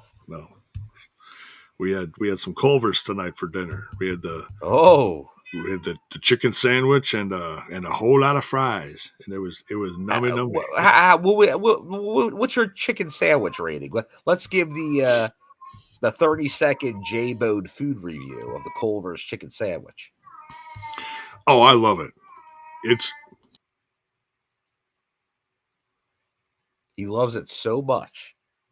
The words, he can't even put it into words right now how much he loves it. I had to try to shut my cat up. If you hear my cat through the mic, I apologize. She's screaming her head off in the other room. Just loves rebellion. She does, yeah. She's yelling because she didn't get any Culvers. There you go. She wanted some chicken sandwich. I love the chicken sandwich. Yeah, it comes with lettuce, tomato, and a pickle. And the only thing I add to it is a little bit of mayo, and it's perfect. It's really good. That and or the grilled chicken sandwich is also amazing. So yeah, I love Culver's chicken. So are you more now of a chicken guy than a burger guy? From honestly, yeah. Honestly, no? yeah. Or if it comes on a salad, like their garden fresco is really good, and that's just kind of like a regular salad with the chicken on it, and the cukes and tomatoes, like a garden salad. Well, good stuff. I say if a sandwich has one piece of lettuce on it, you might as well call it a salad, right, J-Bone? Yeah. Most of it falls off anyways. And if it has a tomato and lettuce, oh my goodness. Yeah. Might as well. Are we walking in a garden? Sometimes if I'm like really in the mood to splurge with a chicken sandwich, I'll throw some mushrooms on it.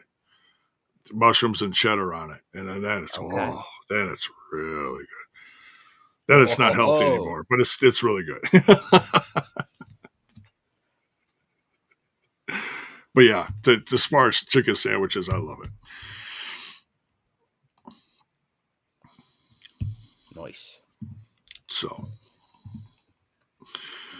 but yeah, what's your go-to chicken sandwich? Now that we covered that, you know what, J-Bone?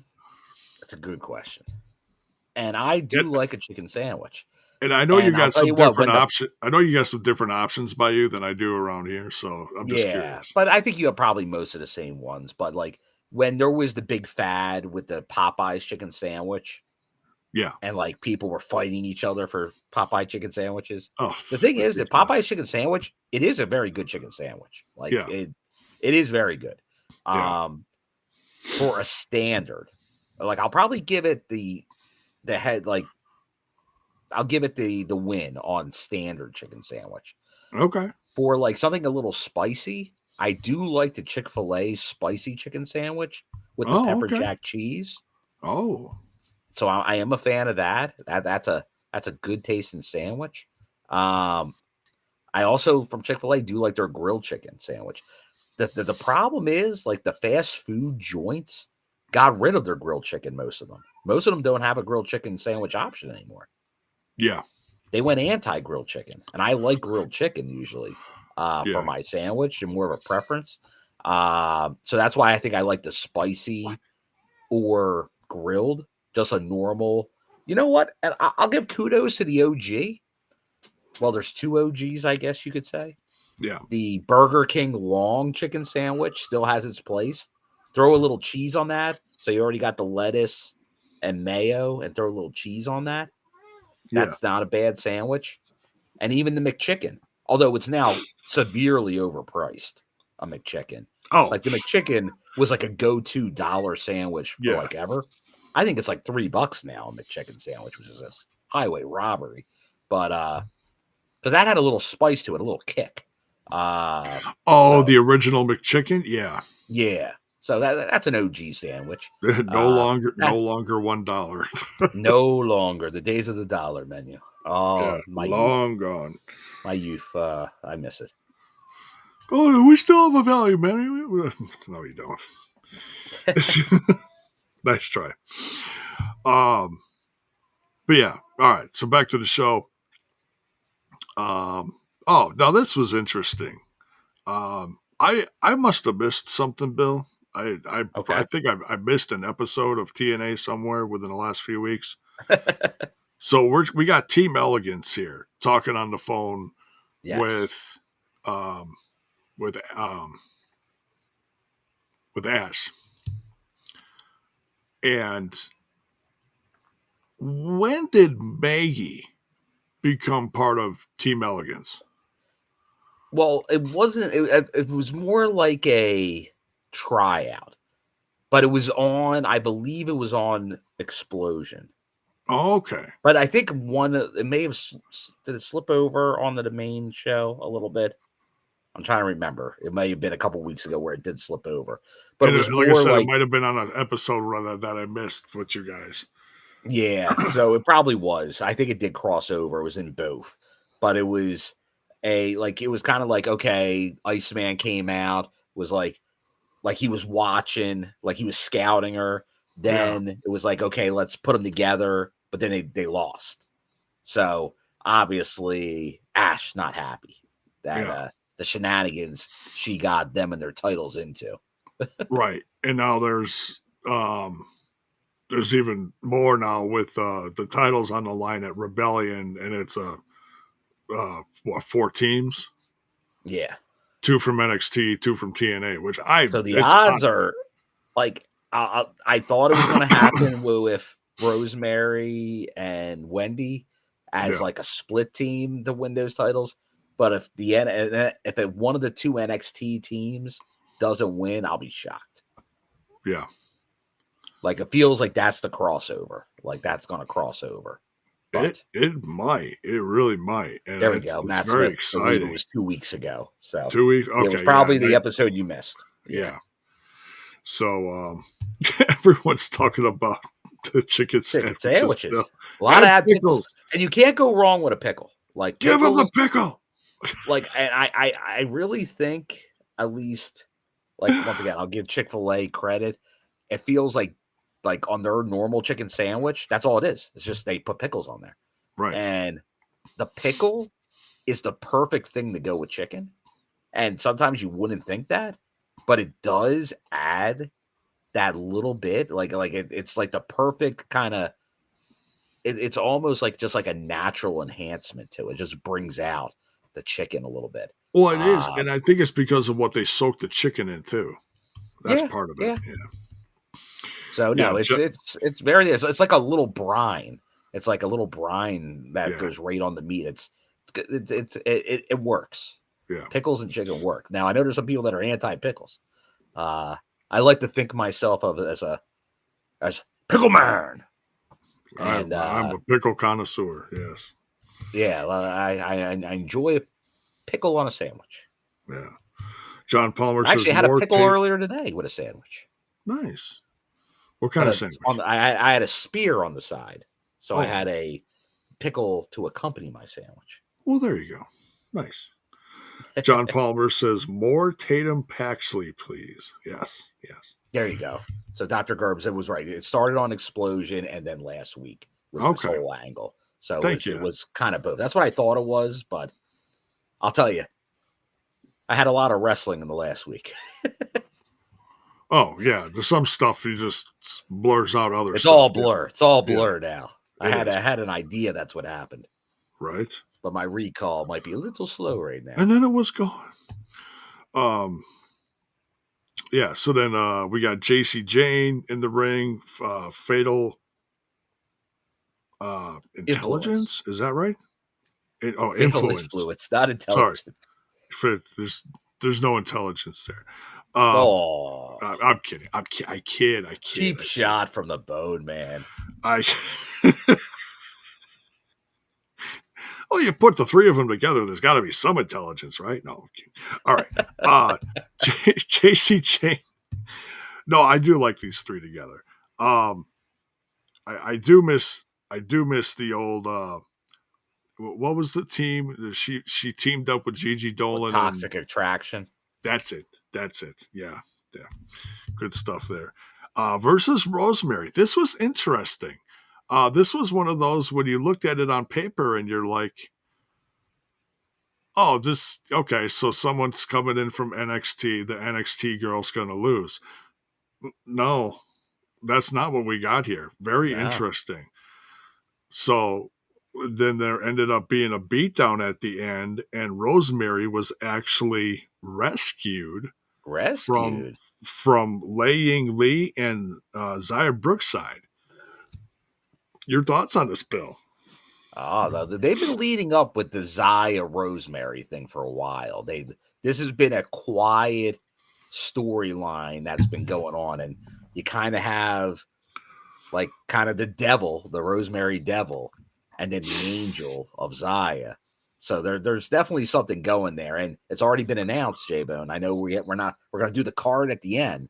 Right. We got some tag team action, on the countdown show. We do. Featuring this. So I do like where they're going. I think you could see that might be like, I know there's a 3-member team, but I don't know, maybe Rosemary and Zaya could be that next real knockout tag team to make some noise. Yeah. And just like the Odd Couple differences. But yet they get along. It's a lot like the Demon Bunny dynamic. Yeah. Oh, one thing I did. Demon Angel. I know I'm all over the place with this, review. And I thought you were going to talk more chicken sandwiches. No. We're going to talk about something else. There's a lot of pickle talk right now in the chat, just for everyone. That's come to the TNI show. See, Bill, I'll tell you, it's kind of because we're kind of a big deal. A big deal. Classic. Yes. One thing I forgot to ask you about from Unbreakable. We need a sponsor, Classic. I'm calling you out. There we go. Get that bird as a sponsor. We need that pickle buddy. Yes, we do. What did you think about the song that debuted last week that Elijah did in TNA? We walk this way. We walk this way, J-Bone. I love it. Did you like that? Was that catchy? Yeah. I loved it. I'm all about Elijah. I'm all about if you got the talent and you can do that you can do some musical interaction with the crowd as part of your entrance in your promos. Like, that's a skill. That's an added skill. That's adding something different to the show. I like it. I think Elijah's bringing some, and obviously he wasn't really wrestling, but he was bringing something to the table still. And so I like to see it. Well, I think it was filler, but it was good filler, because sometimes you got I think it was was it right after the death match or whatever? Yeah, but you look at what he's doing. And that was to kind of cover some time to get ring prepared and all that stuff. They had to so they had to clean up from the Manslaughter Sammy Callahan, so they had to clean everything up. So that's when they Yeah. brought him out on stage, and the camera wasn't on the ring or nothing. He came like halfway down and the ramp and was connecting with the crowd and stuff. But Yep. and it was also on the pre-show, so it was on both. He sang the song, so I didn't know if you knew that or not. But yeah, Yes. I mean I you saw were that. there, of course, but how they played it was interesting because they had it on the countdown and then also Well, on the you know what main he show. did, J-Bone? He did the Phil Collins. Phil Collins. You know what I mean when I say he did the Phil Collins? I'm going to get it. Do you know after what you a Phil say Collins it, is? Live Aid. It? Oh, What did Phil Collins do at Live Aid? You remember? no, that Well, goes Live back a Aid, few years. Live Aid, major concert event, right? But in two cities, London and my own Philadelphia. Okay. Phil Collins played both. He opened at one, hopped on a plane, and then was in the close at the other show. Oh, that's crazy. Back then, what was that, 84? 84, 85, something like that. Yeah, so, but that's Elijah, man. He went from Missouri to Vegas. He was a jet-setting guitar playing aficionado. That's crazy. So he Phil Collins. Love me some Phil Collins. Love me some Genesis. Oh, all right. Love Genesis. And you know what hit song Genesis has? A lot of great songs. Oh yeah. My favorite one from Genesis is like if I'm listening to some like deep cuts, Mama. Oh, that's my favorite one. Good stuff. Okay. All right. In fact, I heard like someone did like a remix of it. Oh, so good. It's really good. Well done. Okay. So yeah, we're getting a 3 versus 3 at Rebellion. Thank you, Santino. So next week, all right, so this is interesting. Next week we're getting live TNA, but it's at a slightly different time. It's not the 7 Central, 8 Eastern. It's 9 Central, 10 Eastern. Ooh. So I don't know how that's that now that's in California, right? Irvine. Are you gonna be out there for that one? I will be out there. Okay.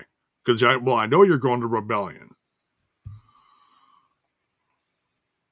So does that mean you're just staying out there for the week, or are you going back and forth twice in 1 week? No, I'll be staying out there. Okay. Because so then they got like some tapings, I'm guessing. Yeah, they got obviously Rebellion on Sunday, the live show Thursday, and then Friday tapings. Okay. There we go. Yeah, that's a lot. Probably the most in California in long time. Whenever. Ever, for any time, yeah. Like they did those tapings a whiles back, like where they kind of hit 3 different towns. But that, like, you're talking back like Twitch era. Yeah. So I don't know if we're gonna get a review next week. Kind of depends on if I can stay awake. We'll see. Because sometimes it's a little challenging for the Bone Man at night. Yeah. Well, we'll see what we can do. We'll try our best. Yeah, we'll do our best. If anything, maybe some brief stuff, but there might be some solo work. We'll see what happens. We'll see. And then we had some absolutely crazy, chaotic stuff coming from the compound of the Hardys. We had Hardy compound. We had the appearance from Willow. Oh my God. Like, we haven't seen Willow in years. Like, there was never any Willow appearances from WWE or anything like that, or No, even in AEW. I don't think Willow made any appearances, did it? no, I don't think so. I don't think so. So that was interesting seeing Willow showed up. Like, I haven't seen him in so long. I forgot what the character's name was. Someone had to remind me in the chat during the live show or the live reaction.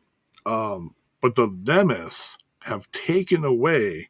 They got away with the titles from the compound. They did. Not Thieves. Thieves. Thievery, yes. This segment was all over the place. Some of it entertaining, some of it just so bizarre. I just kind of shook my head at it. Like when Ryan Nemeth was like laying on the couch talking to Maxwell or who, whatever, one of them, and explaining his relationship. Wolfgang, thank you. Explaining his relationship with his brother and all this stuff, and I'm just like, His big brother. Yeah, some of it was just I just kind of shook my head at and was like, all right, we need to keep this going. But it's not a Hardy compound match without some stuff that's out there. Right. I was hoping for the Lake of Reincarnation. The Lake of Reincarnation. But we got I'll tell you what. I did have hopes of a Spirit Squad Nikki. Oh, so did people in the chat when I was live. Yeah, there was people in the chat that were like, that would have been funny. That would have like, got a pop. If Nick gets thrown in the lake and becomes a cheerleader. It becomes a cheerleader, right? I think that's what people were hoping for. But no, we got Ryan in the pool with a really bad fever dream while he was drowning. and I'm a big dilapidated boat fan. Oh, that boat. Yeah, that boat has seen some dilapidated boat. That boat has seen some shit. I remember like someone like hiding behind it or something and like fireworks going over it. I don't know. Oh, the Roman candles. Can't go wrong. The Roman candles. Just the absolute riot. Jeff going after his brother a few years ago or whenever that was. Interesting Roman candle note. If you go back to the first GCW backyard wrestling show from the 4th of July years ago, okay, you can see a Bill and our good buddy Dave next to me. Oh. As in one of the matches, one of the wrestlers tried to do a Roman candle spot at the ring, and they did it backwards. And you see me like doing a little dance to avoid the Roman candles coming at me. That's hilarious. Using my cat-like reflexes. Is that on YouTube somewhere? We have to find this. It probably is. There should be footage of it somewhere. Oh man, that's a riot. But yeah, so the Nemesis are how do you say that? They are tag champs by the law of possession. Yeah, I remember when Trevor Lee, who I spoke about earlier, pulled out with the X Division title. Oh yeah, not champions. They might be holding belts, but they are no champions. It's 9/10. That's the closest they're getting to them, pal. It's 9/10 of the law, or whatever. I don't know. Whatever, or yeah, something like that. Oh, Mayor going. Matt and Jeff won't be at Rebellion, but Broken Matt and Brother Nero will be. Oh, okay. Delete. Yeah, yeah, because like a broken Jeff, or excuse me, Brof. A broken Nero, Brother Nero showed up at the end of that fight, looking pretty gothed out. Yeah. So, all right. Now this was pretty good. I was happy about this, and I'm sorry I don't remember her first appearance, but they said that she was in TNA before. Someone in the chat during the live reaction said that Missa Cake was um, around October was in TNA or something like that. But yeah, so Missa Cake Yeah, she has versus been there before. okay, yeah, so Missa Cake versus um, Tessa Tessa Blanchard. B. Tessa B. Very good match. Very good match. Missa was very good. I'd say sign her up. She's another one from Chicago She is. that needs to get signed up. Um, I was very Yeah, she's impressed another here. one. I think she had a good run in the NWA somewhat recently, I believe, like in the last year or two, a couple of years. Okay. She may have even been a tag champ there, to my recollection. But yeah, no. She's good too. And that's the thing. There's still a lot of good talent out there. Like even with everybody being signed up, like the indies though are still like a lot of the women that are getting signed are like developmental, like the NXT model, which does work obviously very well for them. But a lot of the ones on the indies, like really aren't like they might show up on like a random AEW show when they're in town and stuff. But a lot of them are still out there to be signed. Yeah. So there is room. There is definitely room. Yeah. But once again, we get through this every time we talk about bringing people in. It's at what expense? Like when I say at what expense, I don't mean actually cost. I mean who's not going to be on the show. Because once again, limited amount of time, 1-2 hour show, an explosion. Which the format might be differing again. Maybe there's a little bit more room on explosion for matches, but a lot of time it might be only one match, maybe two. So not a ton of room for a lot of extra content. Yeah. But maybe if some of these start going back and forth and showing up on NXT, that could be maybe another avenue to get more TNA talent time. Yeah. But yeah, they already have so many people of their own. Yeah. Yeah. But yeah, very exciting. Short but sweet match. Tessa gets the win, but then she gets attacked from Masha in the ring and just you knew that was coming at some Tessa. point. Right. Yeah, you knew Masha had to get a receipt at some point. Payback's gonna be a Masha. Yeah. Yeah. And Masha's a bitch.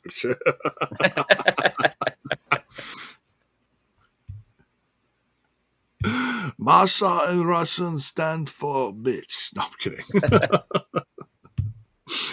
I'm just waiting for her to go full Dolph and go, I break you. You're right. Tessa, I break you. If she dies, she dies. She dies. Classic. All right. Then we got an interesting segment with Eric Young and Macklin. Another little, I wrote down fireside chat. So Macklin fireside chat. Yeah. Macklin is international champion. And EY seemed to come offering an olive branch like, hey, congrats. Like, hey, yeah, look, our crowds are passing again, and it's over this championship.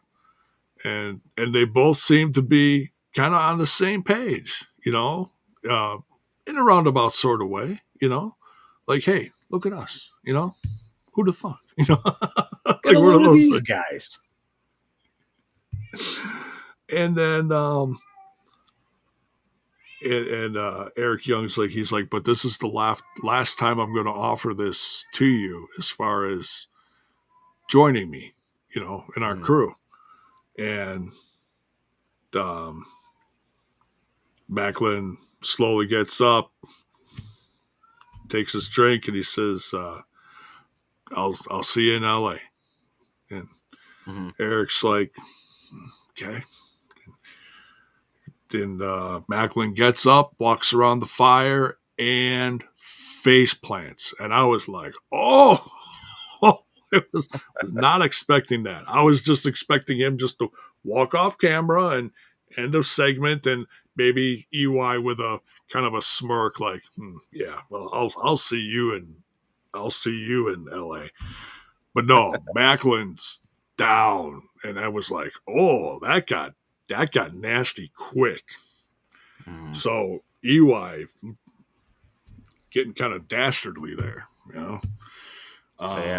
Took his notebook, whatever he was jotting down there, with some ideas for, I don't know, for whatever, just writing some ideas down, threw that in the fire. And man, just burn, baby, burn. Yeah, not looking good for Macklin. What is Macklin going to be like when he shows up in LA, Bill? Hopefully not feeling the effects of that, whatever happened to that drink. But hopefully he's back. He ain't going to be happy. We know Macklin. He's going to not be happy with EY, even though they seem like they were kind of on the same page other than the Northern Armory team. But now it seems like he just lit a literal and figurative fire under Macklin to not hold back at Rebellion. Yeah, it's he may have woken something in Macklin that he's not ready for. So EY's going to have his work cut out for him. So I'm expecting a big win from Steve. It's going to be a big fight, and it's going to be very exciting to see the first defense of the international championship from Macklin. I hope this isn't one of those things where, because of what happened to Macklin, then they're going to hot potato it back and forth. Like it's going to go to EY now, then it's going to go back to Macklin. I don't want to see that happen with this championship. So we'll see what happens, but hopefully it, because I feel like that's not going to help it. You know what I mean? Yeah. The prominence of it, the prestige of it. Yep. Yeah. Then we get a segment looking at Joe Hendry's Mania Week, and he also had an appearance on NXT. So it looks like he's lining up a match with Obafemi too in the future. That's big. Wow, man, it's loaded with stuff here. Joe Hendry's all over the place. I mean, that shoulder's, I don't know how much that shoulder's going to be holding up throughout all this, Bill. I don't know. He's putting a lot in. And that's the other angle when we talked about Joe earlier with the Orton thing. Remember, he's got a rotator cuff issue. Yeah. He wasn't fully healthy going into that match with Randy Orton. Right. But now he didn't have any tape on his shoulder when he was going down to the ring then, did he? Well, you want to look your best at WrestleMania, J-Bone. Oh, yeah. My guess is he won't have it at Rebellion, but we'll see. We'll see. Back. Well, speaking of that, I believe there's a new partnership that got announced. There is. I forgot that in the news. My apologies. Yeah, they're the new partners. Well, we kind of mixed news into just a show. We didn't really do a proper news. J-Bone's news. Well, yeah, we were talking about several different things before the show. Yeah, that was but before the review itself. But yeah, BioFlex. BioFlex is one of the partners. I know one of the things from Unbreakable, they had a segment of who's injured and who's out of what matches, and the sponsor of the segment was BioFlex. Something like that. Right. I like it. Like, well, hey, maybe if these guys had their BioFlex. And they're going to be sponsoring the recovery rooms. Something. The official TNA injury report. Yeah. Yeah. Yeah. We'll support the BioFlex here on the TNI show. Yeah. There we go. Might have to put something over the dome there, J-Bone. Well, Make sure it's safe. well that's a different kind of flex. That's the flex seal that goes over that. That's Billy Mays was working on that. right. Yeah. We could put it on your head, and then we could go in the lake, and we could make it a boat. Yes. Yeah. Look at him. He's skiing on his head. Look at that. Upside down. No water burn. No nothing. All right. Last but certainly not least in the episode, we got Ethan Page and King Kaz.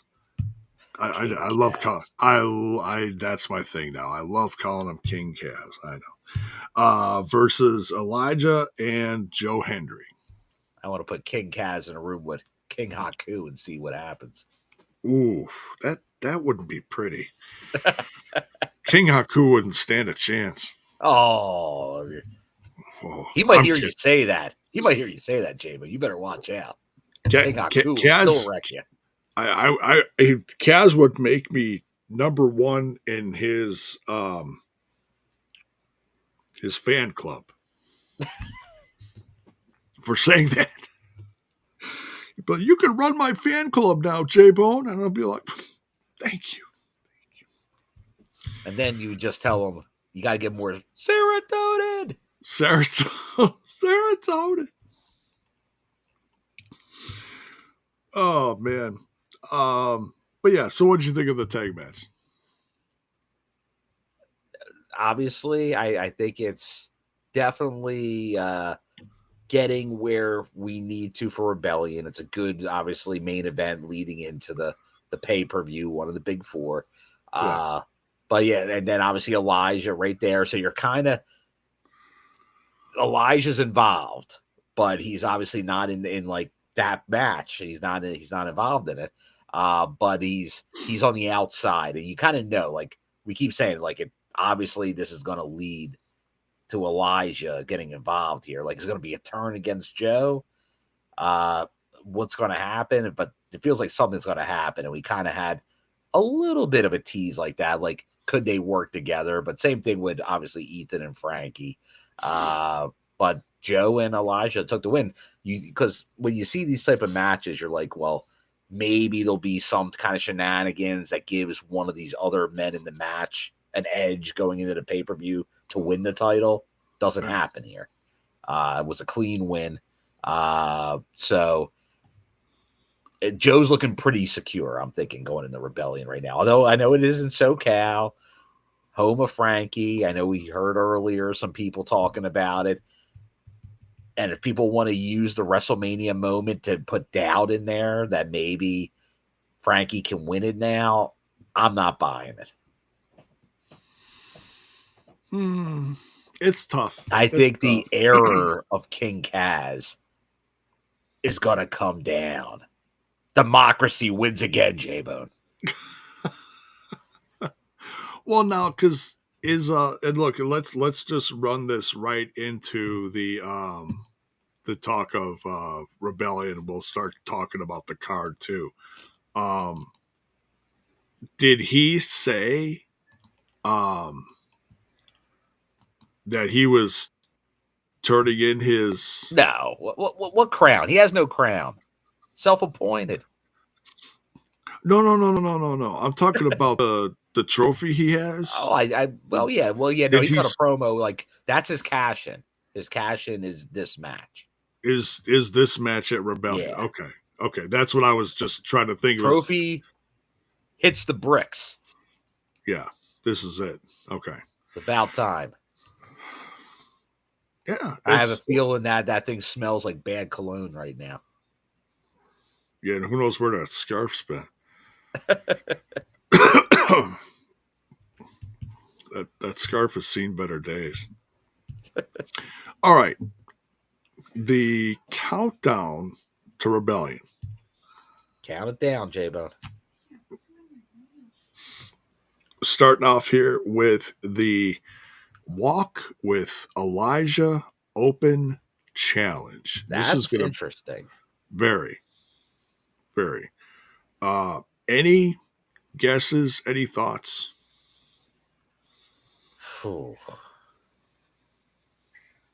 I feel like we're going to see a decent name here. I know a lot of people are probably going to think NXT or WWE. But you know what? I've mentioned the name a few different times. This is where I think we get a certain international potential superstar added to the roster. Okay. A member of the 3-man band. And not a return to Heath. Oh, baby. Oh. I can't think of what his current indie name is. But you don't hinder him. You're talking about Jinder Mahal. The former Correct. Jinder The former Mahal. Jinder Mahal. The former Okay. Jinder Mahal. Oh, that'd be good. That's I would love to see that. Show up. You want to talk about someone like a big guy who's jacked. Because I think that that will get shape. That will get pop. That will get social media stuff. But the key, once again, I think it's still out there, is you're getting that Sony 6. I think you're still going after that Sony 6 deal. And I think will be a big part in helping that Sony 6 deal. So right. That's my prediction. Right, because then at the time, years ago, it was Sanjay Dutt was a big part of that, right? Yes. Yeah. Now, Critical Sting, it's an interesting thing because he is saying, since this is on the countdown, that's limiting his expectations on who shows up. Okay. But it's also interesting that he's saying that'd be lower than my expectations. I don't know what it's on the countdown, so I don't know what. But I think most people are assuming NXT or WWE. Yeah. So I think they're raising expectations to a level. Yeah. Like if it's, you can't expect more than someone from NXT on the countdown show. Right. Well, you're not getting the Miz on the countdown show. I can't imagine. No. Although, I mean, it's better than anything he's doing now because he ain't doing shit. I'm just saying. I love the Miz. I've been a proponent for the Miz for years now. I've always felt he's should have been on top. And when he was on top, I wasn't watching because there wasn't shit going on. Besides Morrison, and that just whatever. At the time, it was a rough time in the company. It was like shortly after COVID, I think. So, rough times. But yeah, we'll see. I really got nothing when it comes to this. I'm looking forward to it too. Man like Darius, who we saw briefly in TNA, I like him as well. I wouldn't mind seeing him come back. Okay, yeah. I've heard he's on the radar. Yeah, we'll see. Another one that does music, raps his way into the ring. Okay. Or maybe he just sings. Maybe not technically even rapping. Could be. Guess a little bit of rapping. Yeah. So, all right. Then we got another match on the Countdown to Rebellion. We got Fatal Influence versus Zaya Brookside, Lei Ying Lee, and Rosemary. That should be a lot of fun.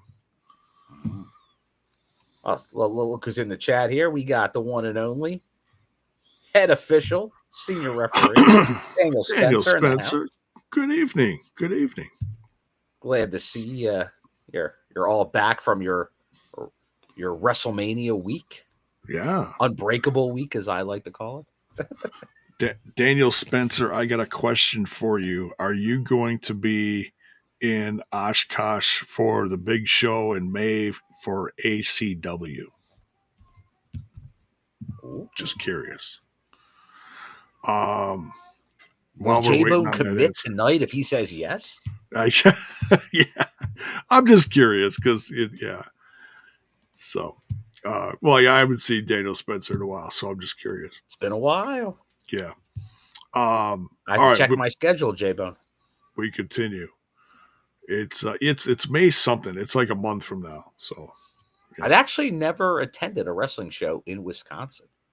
Yeah. At some point, I'll have to do that. You'll have to do that. By way of Chicago. By way of Chicago. Yeah. Chicago. All right. All right. Then we talked about this briefly. The TNA International Championship on the line. Backlund defending against Eric Young. That's going to be probably one of the better matches of the night. 1v1. Daniel Spencer says, what's the date? Good question. Let me quick do some research. ACW. Is it May 17th, J-Bone? I believe so. ACW Wisconsin Water City Wrestling Con? Is that part of the con? Yes. Okay. So May 17th. Yeah, Saturday. I know May I'll 7th. be in Philadelphia at NWA that night. But it is looking good. Is that JBL I see on the poster? JBL is going to be a part of it. He's got a thing the night before. Jinder Mahal, who I was just talking about. Santino. Yeah. Brian Myers. The tag team with maybe my favorite theme song of all Heath time. Myers, Chris Van Vliet, Colt Cabana, Demolition, Kelly. Yeah, it's pretty loaded.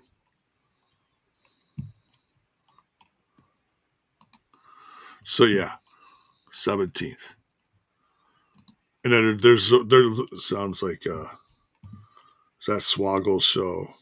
Yeah, yes, it is Swoggle's show. That's yeah. ACW is Swoggle's company. Yep. And this is like the big one every year. It's like their mania. Yeah. Okay. I actually, speaking of Swoggle, I think I'll be seeing him at a baseball show at wrestling night at the Reading Fighting Phils. Yeah. They're going to do a Swoggle bobblehead and I think a wrestling event after a baseball game this summer that I will be attending. So, all right. What's next here? Looks like a 6-man tag, the Rascals and Ace Austin with Sean Waltman in the corner. He's got 2 words for you. One for you, and you. Yeah. Versus the System with Alisha Edwards. So we got see the fans Myers. bring signs. Suck it section. Yeah, definitely, yes. Hopefully we'll see that. But yeah, it's going to be a tough one, but I feel like if you got Sean Waltman in their corner, that's definitely some added help there. Because, man, I tell you, Alisha Edwards has been a lot more getting involved lately, you know? So you got to even the odds. So, no, that same night I'll be in Dayton, Ohio for Wrestling Revolver. That's why she's the best. Okay. All right. Well, that's a bummer, Mr. Spencer, but that's all right. We'll get. Well, I'm sure you'll be back in town sometime soon. That's a busy wrestling night. It feels like a lot of big shows going on May 17th. Once you start getting into these summer weekend dates, it feels like there's so much competition on a lot of these, and it's like, what show do I do? Oh yeah. Absolutely. All right, next we got Falls Count Anywhere. This is going to be nuts. A lot of hardcore stuff going on, which I feel like puts it in the pocket of Mike Santana, but we'll see because that makes it no DQ pretty much. Yep. Mike Santana versus Mustafa Ali. Who won the last one between these two? Was it? Technically Santana by DQ. Oh no, or count out. Because like he just left. So technically Ali won the first one through shenanigans. Then Santana Okay. technically won the second one, but it wasn't like a real win. Like he didn't get a pin or a submission. It was fluky. Okay. It went down as a win in the record books, but no satisfaction. Yeah, right. He was like Mick Jagger. He couldn't get no. Right. Daniel Spencer says end of May might be in Wisconsin for a weekend that Dave Hero shows with Jericho 2 playing a concert on that Friday. Oh, and that's like the whatever lake. I forget the name of that, but there's usually a Wisconsin show every year. It's well, this Great one's Lakes Wrestling. No, that is part of it, Great Lakes Championship Wrestling, but this is part of Crusher Fest. Oh, okay. I think it's Crusher Fest, and do you have a picture with the statue, J-Bone? I do. I went with I have I'll tell you a quick story, then we'll continue with this because I know it's good. I know it's getting late. So I went there with my wife, and I believe my son was with me too. We went there to get our pictures taken, and when we were there, we heard someone because it's kind of like a raised park area. You have to like walk up to it, you know. Okay. It's on like a platform, and then there's like bricks around it of like people who sponsored it and stuff like that. But then, yeah, you can get your picture taken with it. And then there was some ladies and some kids that were like off to the side. They parked by us. Cruiser, you put Cruiser Fest. It's Crusher Fest. And they were coming Cruiserweight up. Crusher. Yeah, there we go. Yeah, such a cruiserweight. Yeah. The only thing that was a cruiserweight would be like an empty keg. But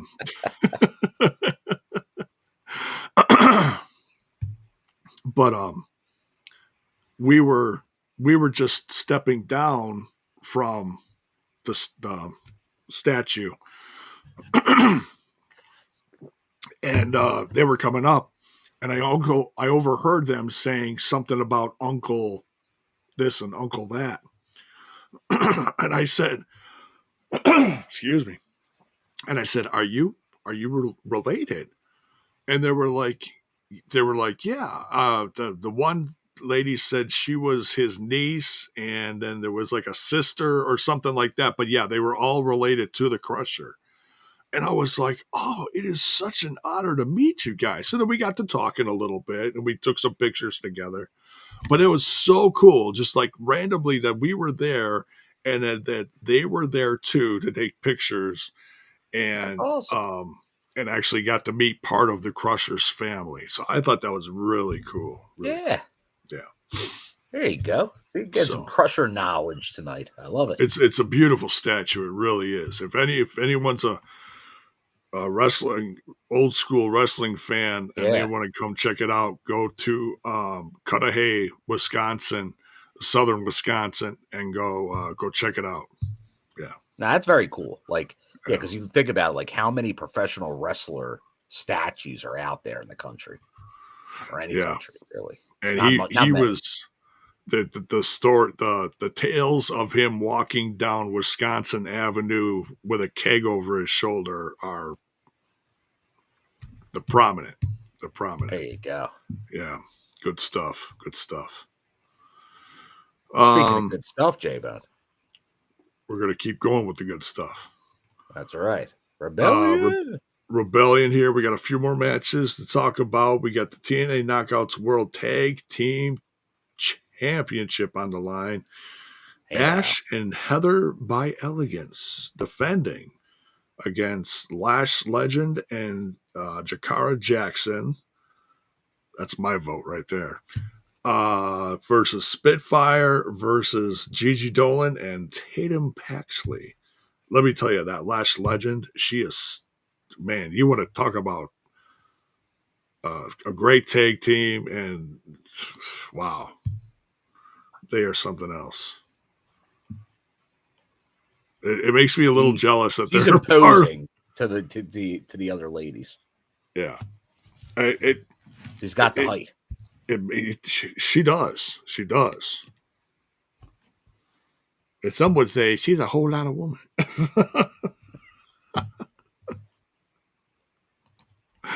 Oh man! All right, what else we got here? We got the TNA. And speaking of tag teams, TNA World Tag Team Championships on the line. Hardy's defending against Nick and Ryan Nemeth.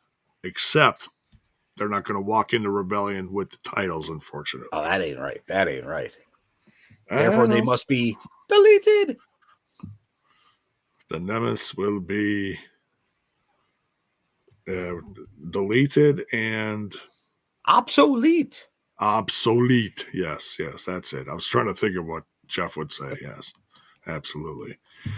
Here we go. The Ultimate X. This is all over the place. I don't even know who to. The greatest Ultimate X champion of all, the X Division champion of all time. Of all time, yes, absolutely. I'm kidding. oh, the eye rolls. I felt them over here. For our audio listeners. So, J-Bone just did his Undertaker impression. I did.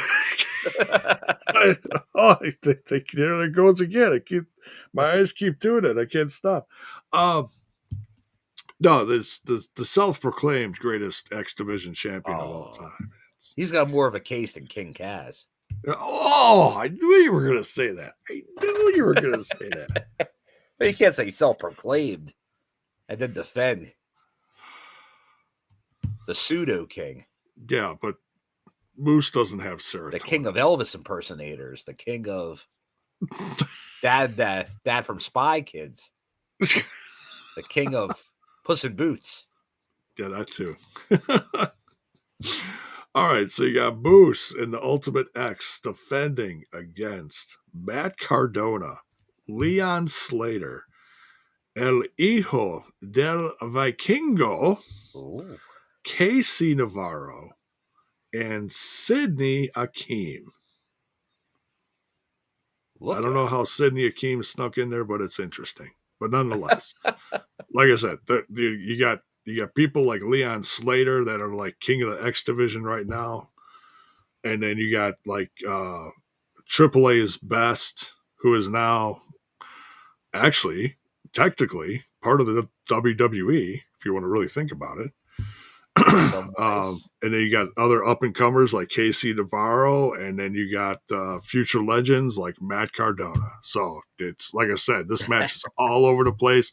I don't even know where to look at this, but man, this is going to be one beautiful hot mess of a match. It is interesting. Like, I'll be very interested to see the roles that Moose and Cardona play in this match, because I always like to kind of go in my format for an Ultimate X, and the base, the pretty much the obviously the athletic guys, the big spot mentioned. But I feel like this is going to make it real interesting, because when Moose is in it, you're thinking, well, Moose will be the base in a match like this, but he's the champ. And I think Moose is going to do some crazy stuff in this match. That's my prediction. I think he's gonna pull out a Moose bag of tricks and do some wild stuff. And Cardona will be that base for a lot of this. So very, very, very much looking forward to this one. I'm sure there's going to be some clips galore from this match. I tell you, it's not looking good for Moose. I really don't think it is. I think he's got a lot of competition, like more than it's really stacked, you know? Do you think Moose can pull this out? I mean, I know you're the biggest fan of Moose in the room. I know that. But I told you. Oh, you may not have been here, J-Bone. My prediction is, because once again, the odds are against Moose in this match. Oh, yeah. The odds are against the champion in this match. Especially He's going to win it because then he will be able to proclaim himself the greatest X Division champion of all times. Hit the music. AJ Styles. Slammiversary match. Moose AJ. Oh, you think so? Oh. These are just That would be one man's thoughts. Because that's your money would, match right there. That's your Slammiversary money match. And that's then you get Joe versus maybe somebody from that roster as well. Maybe a little redemption story arc. You never know. Ooh. I like it. I like it. No longer fearing heights, right, Gary? Who needs heights? Yeah. Yeah. Oh, yeah. Thanks for the reminder. Yeah. Mayor says Earned his way in. Santino put Sydney in the match after he pinned Moose at Unbreakable. Okay. All right.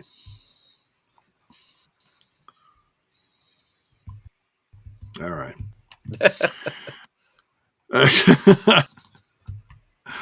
A couple matches left here. We've got the Knockouts World Championship. Masha Slamovich defending against Tessa Blanchard. This is going to be another one that is going to be one of the best matches of the night. Hold on to your butts, because man, you're going to see one pissed off Russian and a very furious advantageous Tessa Blanchard going after this title. I think a lot of people are assuming Tessa's going to win. I know there's people that are like cringing. They don't want Tessa to win just because how they feel about her. What do you think, Bill? Ooh. I'll say this, Japo. All right. If it's a no shenanigans, I think Tessa wins the match. Okay. But I think there will be shenanigans. You think so? And she still might win the match. But what kind of shenanigans do you think? You think Tessa's going to have help or what? I think Tessa could have some help. I think we saw somebody in Vegas. We might see that Victoria Crawford show up again. Or it could be somebody else showing up. Remember, we've had this thing where Tessa was connecting with a lot of these NXT ladies. Yeah. Maybe someone from the NXT roster gets involved in this match as well. Okay. But I think there might be an attempt by somebody to help Tessa out, and it backfires, and that's why Masha will retain. And then they do it again at Slammiversary, maybe as another 1v1, or depending on who gets involved, 3-way match.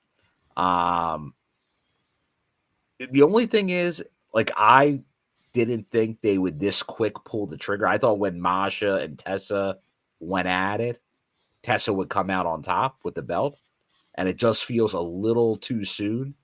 And like every time I think they should pull the trigger on something, it's usually much longer down the road. So I'd be surprised if they actually do it sooner than I would even do it. So I feel like Tessa won't come out on top. Okay. But it won't be because she didn't have a win maybe in the bag. It's going to be because of some interference. Okay. Yeah, and hey, maybe it'll be the other way, like someone will be in Masha's corner. Yeah. Although I'll say this, they pull the trigger on it and give it to Tessa. The heat she already has just amplified even more. Oh, yeah. Wouldn't be against it. Wouldn't be against it. Because I feel like no matter what, you got to have Tessa in the Knockouts title match at the following Big Four pay-per-view too. So I think it's just too much of a draw. Love it or hate it, yeah. Yeah, like Absolutely. that's a reason. Like, remember when I was a man on an island on this podcast for quite a long time about bringing Yeah. Tessa back? Yeah. But that's you look at what's out there and what you could have done, and that's the move based on the history and all. Like it, if you Yeah. could get beyond everything and get to a place which they did, that's just what's best for business. Yeah. And that's the way to go. Like that's in the knockouts division. It's tough because you lost your last couple big time champion names, so that's the way to go. So I 100% agree with what they're doing. If they pull the trigger, I'll be happily surprised. Yeah. And same here in a way. Yeah. Yeah. Norris. Yeah. She's been a great heel. Exactly. Yeah. Like she's playing the part exactly right. Like if you look at how she reacts and like she's playing a perfect heel. And she's And there's nobody better in the ring. There's nobody better in the ring. She is amazing in the ring, and she's also handling everything being thrown at her pretty well. Yes, because I've only seen one. She's handling some tough stuff coming her way, like beyond the norm for like wrestling shows. And the way she's handling it's pretty good. Like I think she's getting better and better because now she's hearing stuff maybe a second, third, fourth time. And I think she's knowing how to react to it better to not let it kind of take over. Early on, it's kind of tough. Well, the real tough thing is doing it in a promo. During a match, it's a lot easier to deflect. But you got to change it. You got to turn around things quick to get it to go another direction. So you got to pivot. Like if you just let it, just like the what chant, if you leave space for it, it's there. The one fall, all you do, you fill the space with something else. Yeah. And she's doing a very good job of that. Yeah. Yeah. Oh, here's a name I did not think about. Dr. Gerbs here says, hopefully it ends up being Layla Hirsch. I worked with her at Ups during the pandemic. UPS. Oh, wow. Interesting. I know she's scheduled for an indie show, PPW, May 10th in near me. Yeah. The funny thing is, I might be seeing a lot of Tessa because Tessa is scheduled to work a show at the 2300 Arena the Saturday after the Thursday and Friday Irvine shows in California. Okay. Which I'll be leaving early Saturday morning to attend that show in Philly. So I might see a lot of Tessa over a couple days, which I'll happily do. There we go. Nice. Well, tell her we all said hi here from TNI. Oh yeah, always support Tessa here. Yes. All right. Last but certainly not least, triple threat for the TNA World Championship. We got Joe Hendry defending against NXT's Ethan Page and Frankie. Oh, King Frankie Kazarian. Come on. The uncrowned king of TNA. There you go. Uncrowned. I'm pretty excited to see Ethan Page in this. If there wasn't the amount of hype going on with Joe Hendry right now, like if it felt like his championship reign wasn't really working, I would absolutely say that it felt like a lot of the people that thought Kaz had a shot. Yeah. Even if they are going with any of these angles about Joe at Mania not being the total success that it is. Yeah. There's no shot. I don't think there is, but it's going to be a lot of fun trying to. It will be fun. And I think there's going to be some close calls that make you think Kaz has a shot. Like I think Kaz will do something. Like we might even have a dusty finish at some point. Like maybe a supposed victory through shenanigans by Kaz. And then it gets like overturned or something. But there's got to be something that gets the Kaz fan base happy. But there's no way he's leaving with that belt. Santino, you summon a gun. You get back in the ring. You summon a gun. 5 more minutes. Put the 5 more minutes on the clock. Daniel Spencer, ring the bell.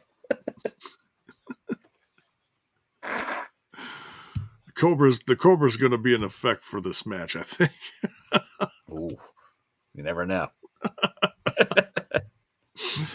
So, yeah, pretty stacked card, pretty fun card for Rebellion. Oh, yeah. Thank you for everyone who were, kept the chat going, keeping the chat alive, giving us your thoughts.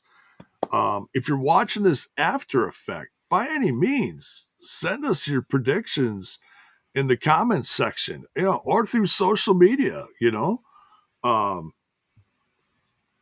should be a lot of fun, and we love hearing from you. So let us know what you think, and on your way out, certainly make sure you're smashing that like button, smash that sub button, ring that bell for notifications. Why? So that you know when more of our content hits your screen. And by all means, please go check out our other brothers from across the pond, team TNI UK.